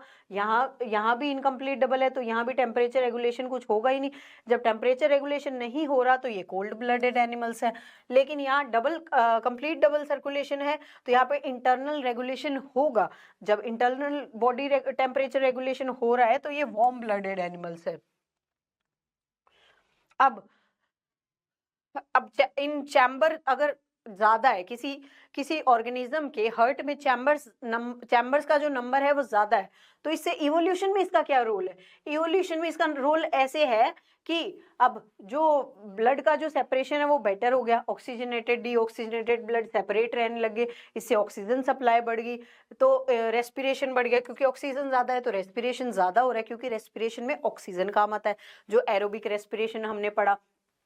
अब रेस्पिरेशन एफिशिएंटली हो रहा है मतलब ज्यादा एनर्जी प्रोड्यूस हो रही है, बॉडी में ज्यादा एटीपी बन रही है, और वार्म ब्लडेड एनिमल्स अपने टेम्परेचर रेगुलेशन को मेंटेन कर पा रहे हैं। तो अब ये सारी चीजें कैरी आउट हो रही है तो एक एफिशिएंसी भी मेंटेन हो रही है, बॉडी टेम्परेचर सब कुछ मेंटेन हो रहा है। तो इससे क्या हो गया कि एक ऑर्गेनिज्म बेटर सर्वाइव कर रहा है, और जो बेटर सर्वाइव करता है तो वही तो इवॉल्व होता है ना, सर्वाइवल ऑफ द फिटेस्ट। अब लिम्फेटिक सिस्टम पे आ जाते हैं। लिम्फेटिक सिस्टम क्या है? अब ये नाम ऐसे डरावने से, इनमें अंदर कुछ नहीं है, अगर समझोगे तो बहुत इजी सी चीजें हैं, ठीक है। लिम्फेटिक सिस्टम क्या है? तो हमारी बॉडी में ना एक टिश्यू फ्लूइड होता है जिसे लिम्फ कहा जाता है। अब ये कैसे बनता है टिश्यू फ्लूइड? तो जो प्लाज्मा है और सम ब्लड सेल्स है, ये क्या करती है, छुप के भाग जाती है बाहर।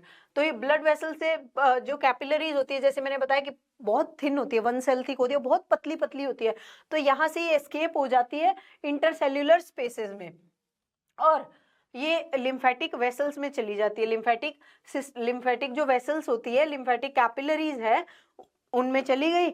बस यहाँ क्या होता है कि प्लाज्मा जैसी, ब्लड में जो प्लाज्मा होता है उसके जैसी होती है, बट यहाँ पे प्रोटीन का अमाउंट कम होता है। अब ये ब्लड से एस्केप होके लिम्फ कैपिलरीज में चली गई, है ना, कैपिलरीज क्योंकि पतली पतली है, वहां से चली गई, लिम्फेटिक कैपिलरीज में फ्लो होगी, और यही लिम्फेटिक कैपिलरीज आगे जाके बड़ी बड़ी लिम्फ वेसल्स बना देती है। लेकिन वही होता है ना कि एस्केप हो रहा है, कुछ चीज डिफ्यूज हो रही है, तो वो कैपिलरीज के अक्रॉस होती है, क्योंकि वो थिन होती है, तो कैपिलरी से हुआ वो आगे ज्वाइन होकर लिम्फ वेसल बना ली। अब ये वेसल क्या करती है, फाइनली ओपन होती है लार्जर वेन्स में, क्योंकि हमने कहा था कि कनेक्ट करती है ना कैपिलरीज, आर्टरीज और वेन को, ये आगे बड़ी वेन्स से कनेक्ट हो जाती है लिम्फ वेसल, और वहां पे इनको वापस ड्रेन कर देती है। देखो लिम्फ का काम क्या है, ये क्या करती है, न्यूट्रिएंट्स और इनका सप्लाई करती है बॉडी में, और जो वेस्ट प्रोडक्ट है उसे कलेक्ट करके ब्लड स्ट्रीम में वापस ले आती है। जैसे ब्लड में जो भी न्यूट्रिएंट्स है उनको ब्लड से लेके जाएगी, लिम्फ वेसल्स में लेके आएगी, और वहां से ये बॉडी में सप्लाई कर देगी, और जो वेस्ट प्रोडक्ट वहां से कलेक्ट करके लाई वो ब्लड स्ट्रीम में लाके वापस डाल देगी। तो ये इसका काम। अब इस लिम्फ का फंक्शन क्या है ये देख लो।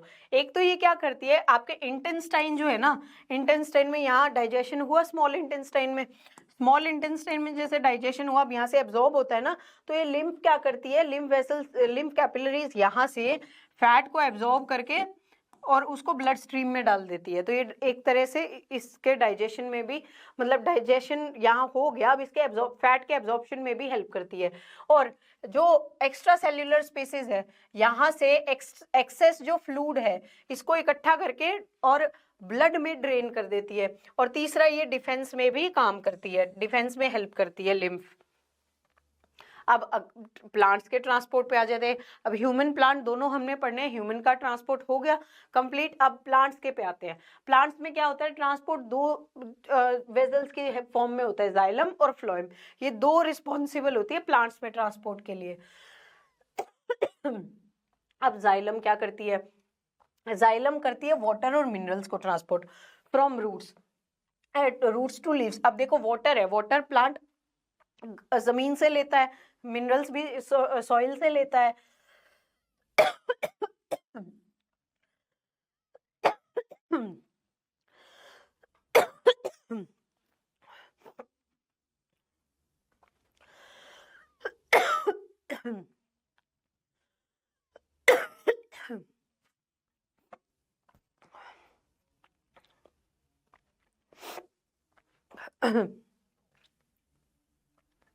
अब ह्यूमन का ट्रांसपोर्ट हो गया, अब प्लांट्स का देख लेते हैं। प्लांट्स में क्या होता है, ट्रांसपोर्ट के लिए दो चीजें रिस्पॉन्सिबल होती है, जाइलम और फ्लोएम। जाइलम क्या करती है, वाटर और मिनरल्स का ट्रांसपोर्ट करती है। अब प्लांट क्या करता है, वाटर और मिनरल जमीन से लेता है, मिट्टी से लेता है ना, तो रूट्स के थ्रू आता है वाटर और मिनरल्स। अब ये रूट से लेके रूट्स को, अब रूट से एब्जॉर्ब तो कर लिया वाटर और मिनरल्स, पर ऊपर उसको पूरी थ्रू आउट द प्लांट पहुंचाना पड़ेगा ना, लीव्स तक, स्टेम तक, तो ये पहुंचाने का काम करती है जाइलम।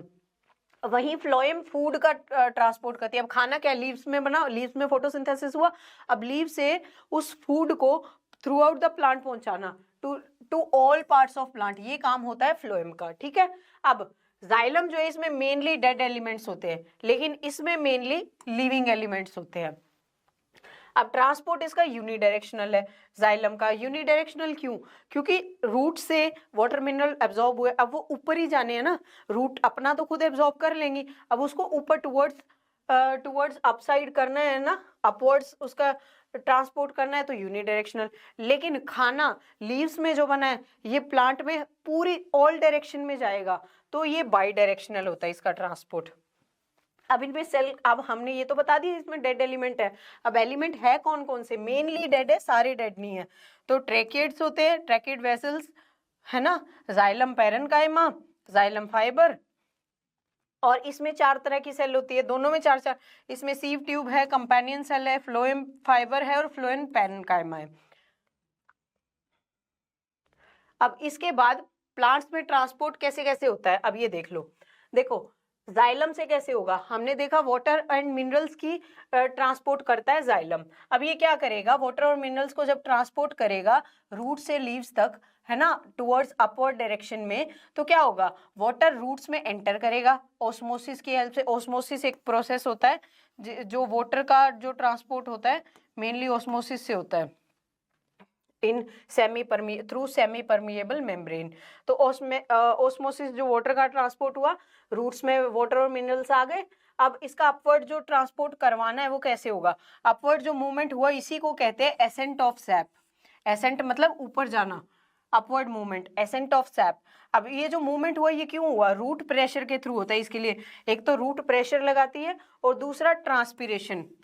देखो लीव्स ने ट्रांसपीरेशन कर दिया, है ना, उसके पास जो पानी, अब तुम पानी कब पीते हो, जब तुम्हें प्यास लगती है तो पानी पी लेते हो। अब वैसे ही क्या होगा, लीव्स ने पानी का लॉस कर दिया, वाटर का लॉस कर दिया in form of water vapours.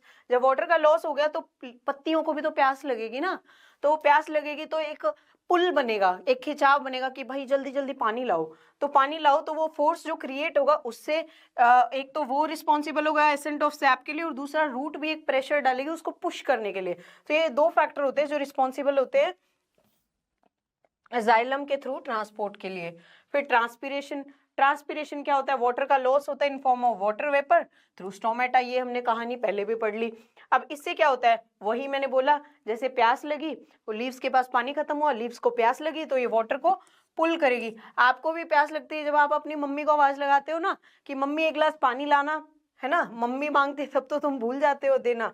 तो अब तुमने जैसे प्यास लगने पे पानी मांगा या तुम भागते हो एकदम फ्रिज की तरफ फटाफट पानी पीने, एकदम गला सूख रहा है, तो वैसे ही लीव्स अगर लॉस कर देगी वाटर को in form of water vapours, तो अब इसे प्यास लगी, है ना, तो इसको अब क्या होगा कि अब यही जो ट्रांसपीरेशन पुल क्रिएट करेगा, और इसी पुल से जाइलम जो है ये इसमें मेन फोर्स का काम करती है। जाइलम के थ्रू जो ट्रांसपोर्ट होता है, तो यहाँ से जो पुल क्रिएट हुआ उसी ने मेन फोर्स का काम करा, एक खिंचाव बनेगा जिससे वाटर और मिनरल्स अपवर्ड्स ट्रांसपोर्ट होंगे।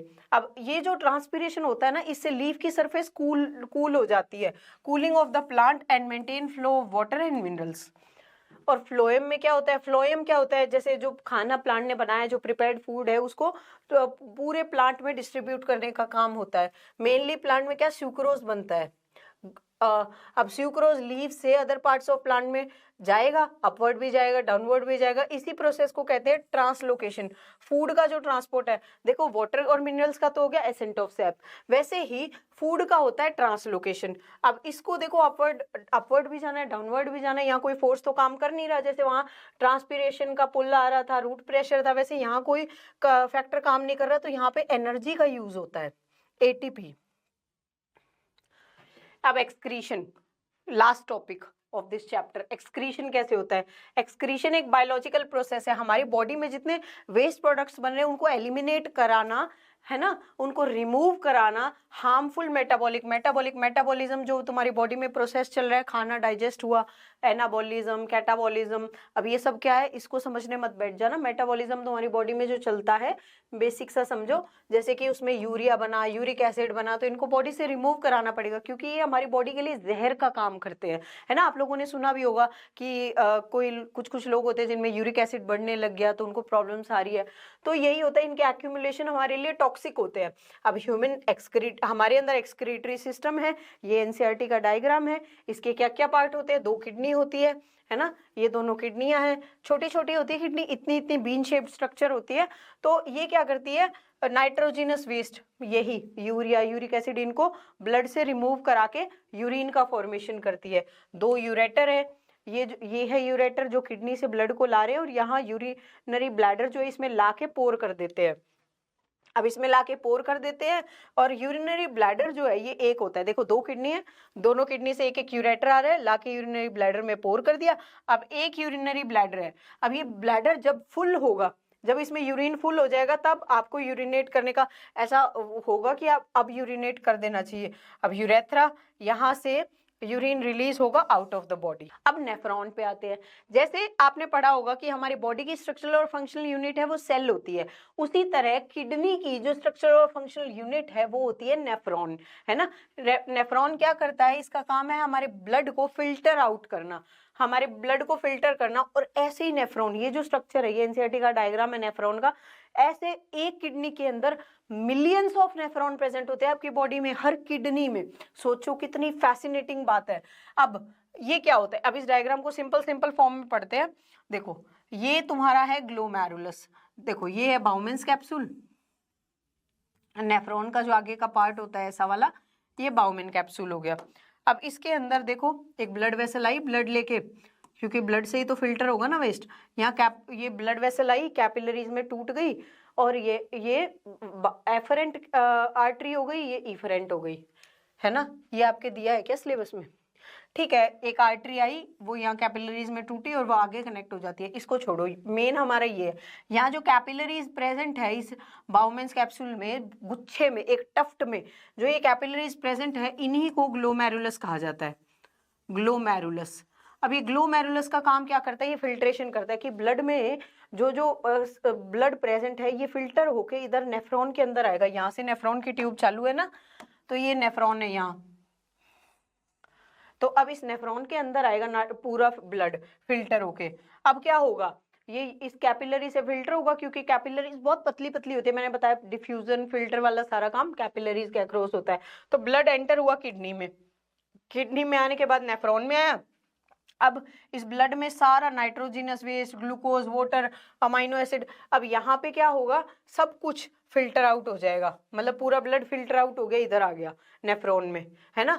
अब इनिशियल फिल्ट्रेट में होगा, क्या होगा, बाउमेन कैप्सूल। अब इनिशियल फिल्ट्रेट, जैसे अब यहाँ इनिशियल फिल्ट्रेट तो वही होगा ना कि ये कैपिलरी से पहले तो सब कुछ इस नेफ्रॉन के अंदर आ जाएगा, बाउमेन कैप्सूल के अंदर, तो ये हो गया ग्लोमेरुलर फिल्ट्रेशन, कि ग्लोमेरुलस से जो फिल्ट्रेशन हुआ है। अब इसमें सारी चीजें आ गई जो हमारे काम की भी है, जैसे कि ग्लूकोज है, वाटर है, क्योंकि ग्लूकोज से हमें एनर्जी मिलती है। लेकिन अब क्या होगा, सिलेक्टिव रीएब्जॉर्प्शन। अब इसमें से यह सारी चीजें फिल्टर होके आ गई नेफ्रॉन के अंदर, अब इनमें से जो हमारी काम की चीज है, जैसे कि ग्लूकोज है, वाटर है, कुछ अमाइनो एसिड्स हैं, है ना, एक्सेस सॉल्ट्स है, अब ये हमें वापस अब्जॉर्ब करने पड़ेंगे ब्लड में। ये यहाँ से देखो, इसके चारों तरफ एक कैपिलरीज की लेयर होती है इस नेफ्रॉन के चारों तरफ, तो यहाँ से क्या होता है, ये नेफ्रॉन भी बहुत पतला सा होता है, और ये यहाँ कैपिलरीज ये भी थिक है, तो इनके अक्रॉस डिफ्यूजन होता है, तो यहाँ से वापस एब्जॉर्प्शन होता है, नेफ्रॉन में आ गई, लेकिन इनको हम एक्सक्रीट कर देंगे तो हमारा क्या होगा, तो इसीलिए नेफ्रॉन में से यहाँ से सिलेक्टिव रीएब्जॉर्प्शन होता है। सिलेक्टिव मतलब चुन चुन के, है ना, चुन चुन के चीजें वो वापस रीएब्जॉर्ब कर लेता है ब्लड कैपिलरीज, कि नहीं नहीं भाई ये गलती से आ गई, ये मुझे दे दे, ये मुझे चाहिए, है ना।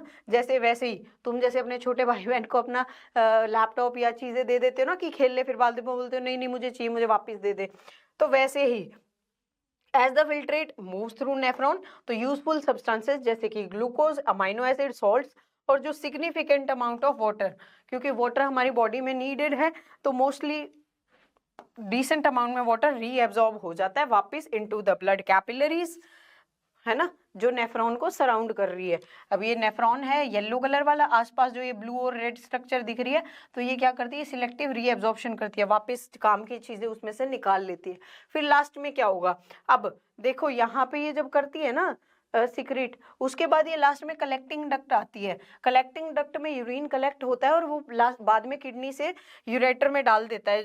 कलेक्टिंग डक्ट में यूरिन कलेक्ट होता है फाइनली, मतलब यहाँ से जो चीजें काम की है वो एब्जॉर्ब वापस हो गई ब्लड में। अब यहाँ सिर्फ वेस्ट मटेरियल बचा है। अब वेस्ट मटेरियल जो है वो यूरिन ही है, यूरिन यहाँ पे कलेक्टिंग डक्ट में आ गया और वही आगे यूरेटर में चला जाता है। और ऐसी बहुत सारी कलेक्टिंग डक्ट होती है किडनी में।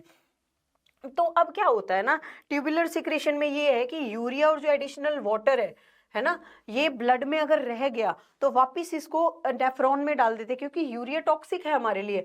और अगर पानी ज्यादा है, जरूरत से ज्यादा, तो वो पानी भी वापस क्या होता है, सिक्रीट कर देते हैं नेफ्रॉन में, एक्सेस सॉल्ट्स। देखो पहले तो क्या हुआ, एक सिंपल तरीके से शुरू में क्या हुआ, यहाँ किडनी में ब्लड आया, ग्लोमेरुलस में गया, ग्लोमेरुलस से फिल्ट्रेट होके नेफ्रॉन में गया। अब इसमें काम की चीजें आ गई थी, काम की चीजें वापस एब्जॉर्ब कर ली, है ना, काम की चीजें वापस एब्जॉर्ब कर ली, तो वो हो गया सिलेक्टिव रीएब्जॉर्प्शन। अब इसके बाद क्या होता है, ब्लड में जो यूरिया या एक्सेस वाटर बच गया, तो वो ब्लड वेसल से क्या होगा, इस कलेक्टिंग डक्ट में वापस सिक्रीट हो जाएगा। तो ये ट्यूबुलर सिक्रीशन कि ब्लड में जो चीजें प्रेजेंट थी वो वापस यहाँ सिक्रीट हो गई नेफ्रॉन में, और यूरिन फ्लो हो जाता है फिर कलेक्टिंग डक्ट में, है ना।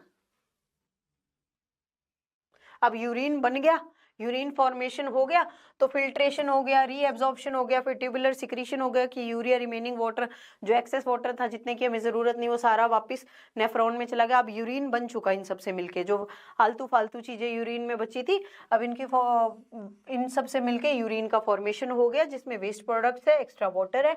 अब इस यूरिन बन तो गया, अब इसका ट्रांसपोर्ट होगा। ट्रांसपोर्ट कैसे होगा, यूरिन क्या किडनी से ट्रेवल करेगा कलेक्टिंग डक्ट से, सारी कलेक्टिंग डक्ट्स मिलेगी, पूरा यूरिन के यूरेटर में ट्रांसफर हो जाएगा, यूरेटर से जाएगा यूरिनरी ब्लैडर में, है ना। ये देखो ये तुम्हारी किडनीज है, किडनी से ये यूरेटर है, यूरेटर आके यहाँ यूरिनरी ब्लैडर है, इसमें अपना सिक्रीशन पोर कर देंगे। अब स्टोरेज, यूरिनरी ब्लैडर में यूरिन स्टोर होता रहेगा जब तक कि वो पूरा फिल नहीं होता, लेकिन एक बार ये ब्लैडर अगर पूरा फिल हुआ तो बाद में तुम्हें यूरिनेट करना पड़ेगा, है ना, एक्सक्रीट आउट करना पड़ेगा उसे। जैसे ही ये फुल हुआ तो उसके बाद क्या होगा, bladder is full, nervous system जैसे ही फुल हुआ, नर्वस सिस्टम के पास ट्रिगर जाता है कि अब ये भर चुका है भाई ब्लैडर, अब इसे खाली करो, करो बस अब करो, है ना। तो फिर अरे यार, तो हमारे अंदर एक अर्ज जागती है, हमारे अंदर ऐसे तड़प होती है कि बस फटाफट इसको यूरिनेट करना है, फटाफट इसको एक्सक्रीट आउट करना है। तो यूरिन रिलीज हो जाता है हमारे ब्लैडर से via urethra and out of the body. जो लोग नहीं करते उनके फिर बच्चों में जैसे कि अंदर ही निकल जाता है, क्योंकि उनको इतना पता नहीं होता। अब लास्ट पार्ट है इस चैप्टर का, यहाँ चैप्टर को रैप करते हैं। हीमोडायलिसिस, ये क्या है, मतलब जिन लोगों की किडनी फेलियर हो जाते हैं ना, जिनकी किडनीज काम नहीं करती, तो उनमें इस प्रोसेस को कैरी आउट किया जाता है, ताकि उनको थोड़ा सा मतलब ताकि वो थोड़ा लंबा टाइम अपना निकाल पाए, ताकि उनको प्रॉब्लम ना आए। अब देखो वेस्ट तो हमारी बॉडी में बन रहा है, लेकिन वो एलिमिनेट नहीं हो पा रहा क्योंकि उनकी किडनी फंक्शन नहीं कर रही, तो हमें आर्टिफिशियली वो फंक्शन कराना पड़ता है, जो एक नेफ्रॉन के अंदर होता है, जो प्रोसेसेस नेफ्रॉन में होती है। तो अब क्या होता है, इसमें क्या करते हैं, एक वेन से ब्लड लेते हैं, है ना, ब्लड आया, ये डायलाइजिंग चैम्बर होता है, चैम्बर में ब्लड डाल देते हैं। मैंने जब अपनी 10th क्लास में ये पढ़ा था ना, ये सब चीजें ऐसे पढ़ती, मेरे को लगता था पूरी डॉक्टर वाली फीलिंग आती थी। अब तो खैर बन भी गए, बट उस टाइम बड़ा मजा आता था, ऐसे लगता था साइंटिस्ट बन गए, कुछ तो आज बड़ा कुछ नया सिखा दिया टीचर ने। तो यहाँ से ना ब्लड डायलाइजिंग चैम्बर में डालते हैं। यहाँ सेमी परमिएबल मेम्ब्रेन होती है, ये ट्यूब जो होती है ना, एक सेमी परमिएबल मेम्ब्रेन से बनी होती है। जैसे हमारी बॉडी में सेमी परमिएबल मेम्ब्रेन होती है, तो ये सेमी सिलेक्टिवली परमिएबल होती है ये मेम्ब्रेन।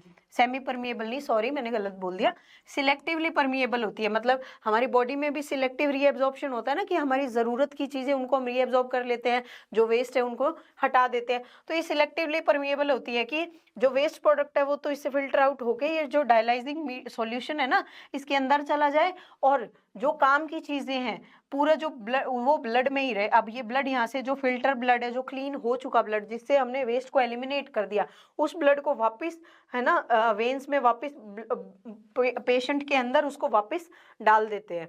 तो ये जो डायलाइजिंग सॉल्यूशन है ना, इसको भी बार बार बदलना पड़ता है, क्योंकि जैसे ये सॉल्यूशन यूज हुआ है ना, तो फ्रेश सॉल्यूशन यहाँ से जाता है और जो सॉल्यूशन यूज हो चुका उसको यहाँ से रिमूव करते रहते हैं, जिसके अंदर अब ये जो डायलाइजिंग सॉल्यूशन है जो यूज हो गया, इसमें ब्लड से जो यूरिया सॉल्ट्स हमने जो एक्सेस चीजें एलिमिनेट कराई हैं या टॉक्सिक चीजें, तो वो इसके अंदर होती है। तो ये यूज सॉल्यूशन यहाँ कलेक्ट होता रहता है, फ्रेश यहाँ से जाता रहता है, इधर से ब्लड आता है, फिल्टर होता है और फ्रेश ब्लड यहाँ से वापस पेशेंट को हम ट्रांसफर कर देते हैं। देखो अब इस चैप्टर का एक छोटा सा पोर्शन बचा है, एक्सक्रीशन इन प्लांट्स। अब प्लांट्स में ना हम ह्यूमंस की तरह कोई एक्सक्रीटरी सिस्टम तो नहीं होता, जैसे हमारे में किडनी, यूरेटर, ब्लैडर सब कुछ होता है। प्लांट्स के केस में ऐसा कुछ नहीं होता, सिंपल सा एक्सक्रीशन है ना। 4 पॉइंट है सारे, जिसमें से ये तुम सबको ऑलरेडी पता है और ये 2-3 तो तुम पहले से पढ़ चुके हो। देखो जैसे कि ऑक्सीजन और कार्बन डाइऑक्साइड है, ये स्टोमेटा के थ्रू डिफ्यूज हो जाते हैं। चैप्टर में 36 बार आ गया और इसी में ये भी आ गया, water is remove by transpiration, कि ट्रांसपिरेशन से एक्सेस वाटर को प्लांट रिमूव कर देता है इन फॉर्म ऑफ वाटर वेपर, है ना। और प्लांट क्या करते हैं, जो लॉस्ट ओल्ड पार्ट्स है जैसे कि पुरानी पत्तियां हैं, बार्क है, इनको शेड ऑफ कर देता है, तो ये एक्सक्रीशन हो गया। रेजिन है, गम्स है, ये भी प्लांट के एक्सक्रीटरी प्रोडक्ट्स होते हैं। अब प्लांट क्या करता है, अपने चारों तरफ की जो मिट्टी है इसमें भी कुछ वाटरी सब्सटेंस एक्सक्रीट करता है, बट कम क्वांटिटी में होता है, बहुत लिटिल क्वांटिटी में होता है, बट ऐसा एक एक्सक्रीशन थोड़ा बहुत ऐसा भी देखने मिलता है। अब इसी के साथ चैप्टर होता है हमारा खत्म। आई होप आपको चैप्टर समझ आया हो। इसके अलावा अगर तुम्हारी कोई चैप्टर में क्वेरी है, कोई कंसेप्ट अगर प्रॉब्लम आ रही है किसी कंसेप्ट में कि मैम ये नहीं समझ आ रहा, या इस कोई पर्टिकुलर क्वेश्चन में तुम्हें प्रॉब्लम आ रही है, तो कमेंट्स में लिख देना, I will definitely connect with you. आप अपनी पढ़ाई पे ध्यान दो, अपनी डाउट्स, अपनी प्रॉब्लम्स को हम पे छोड़ दो, we are there for you, है ना। कोई ऐसी प्रॉब्लम नहीं जो तुम्हें, कोई ऐसा टॉपिक नहीं जो तुम्हें समझ नहीं आ सकता, तुम सब समझ सकते हो। You are capable more than you think. So please जम के मेहनत करो, तुम्हें बाद में अपने आप पे डाउट ना हो कि शायद मैंने मेहनत नहीं की, इसी वजह से आज मैं अच्छा स्कोर नहीं कर पाया। तो अपना 100% दो। अगर कहीं कोई प्रॉब्लम आ रही है उसके लिए हम लोग हैं, तुम्हारी हर प्रॉब्लम के सॉल्यूशन के लिए, तुम्हारे हर डाउट के सॉल्यूशन के लिए, ठीक है। तो चैप्टर मेरी तरफ से कंप्लीट हो चुका है, अब तुम अपनी तरफ से इसको क्लियर कर लो। तो मिलते हैं अगले चैप्टर में नए कंसेप्ट्स के साथ, बहुत फन और इजी वे में पढ़ने के लिए। So be ready for next chapter, तब तक इसको क्लियर करो। See you in the next. Okay, bye bye.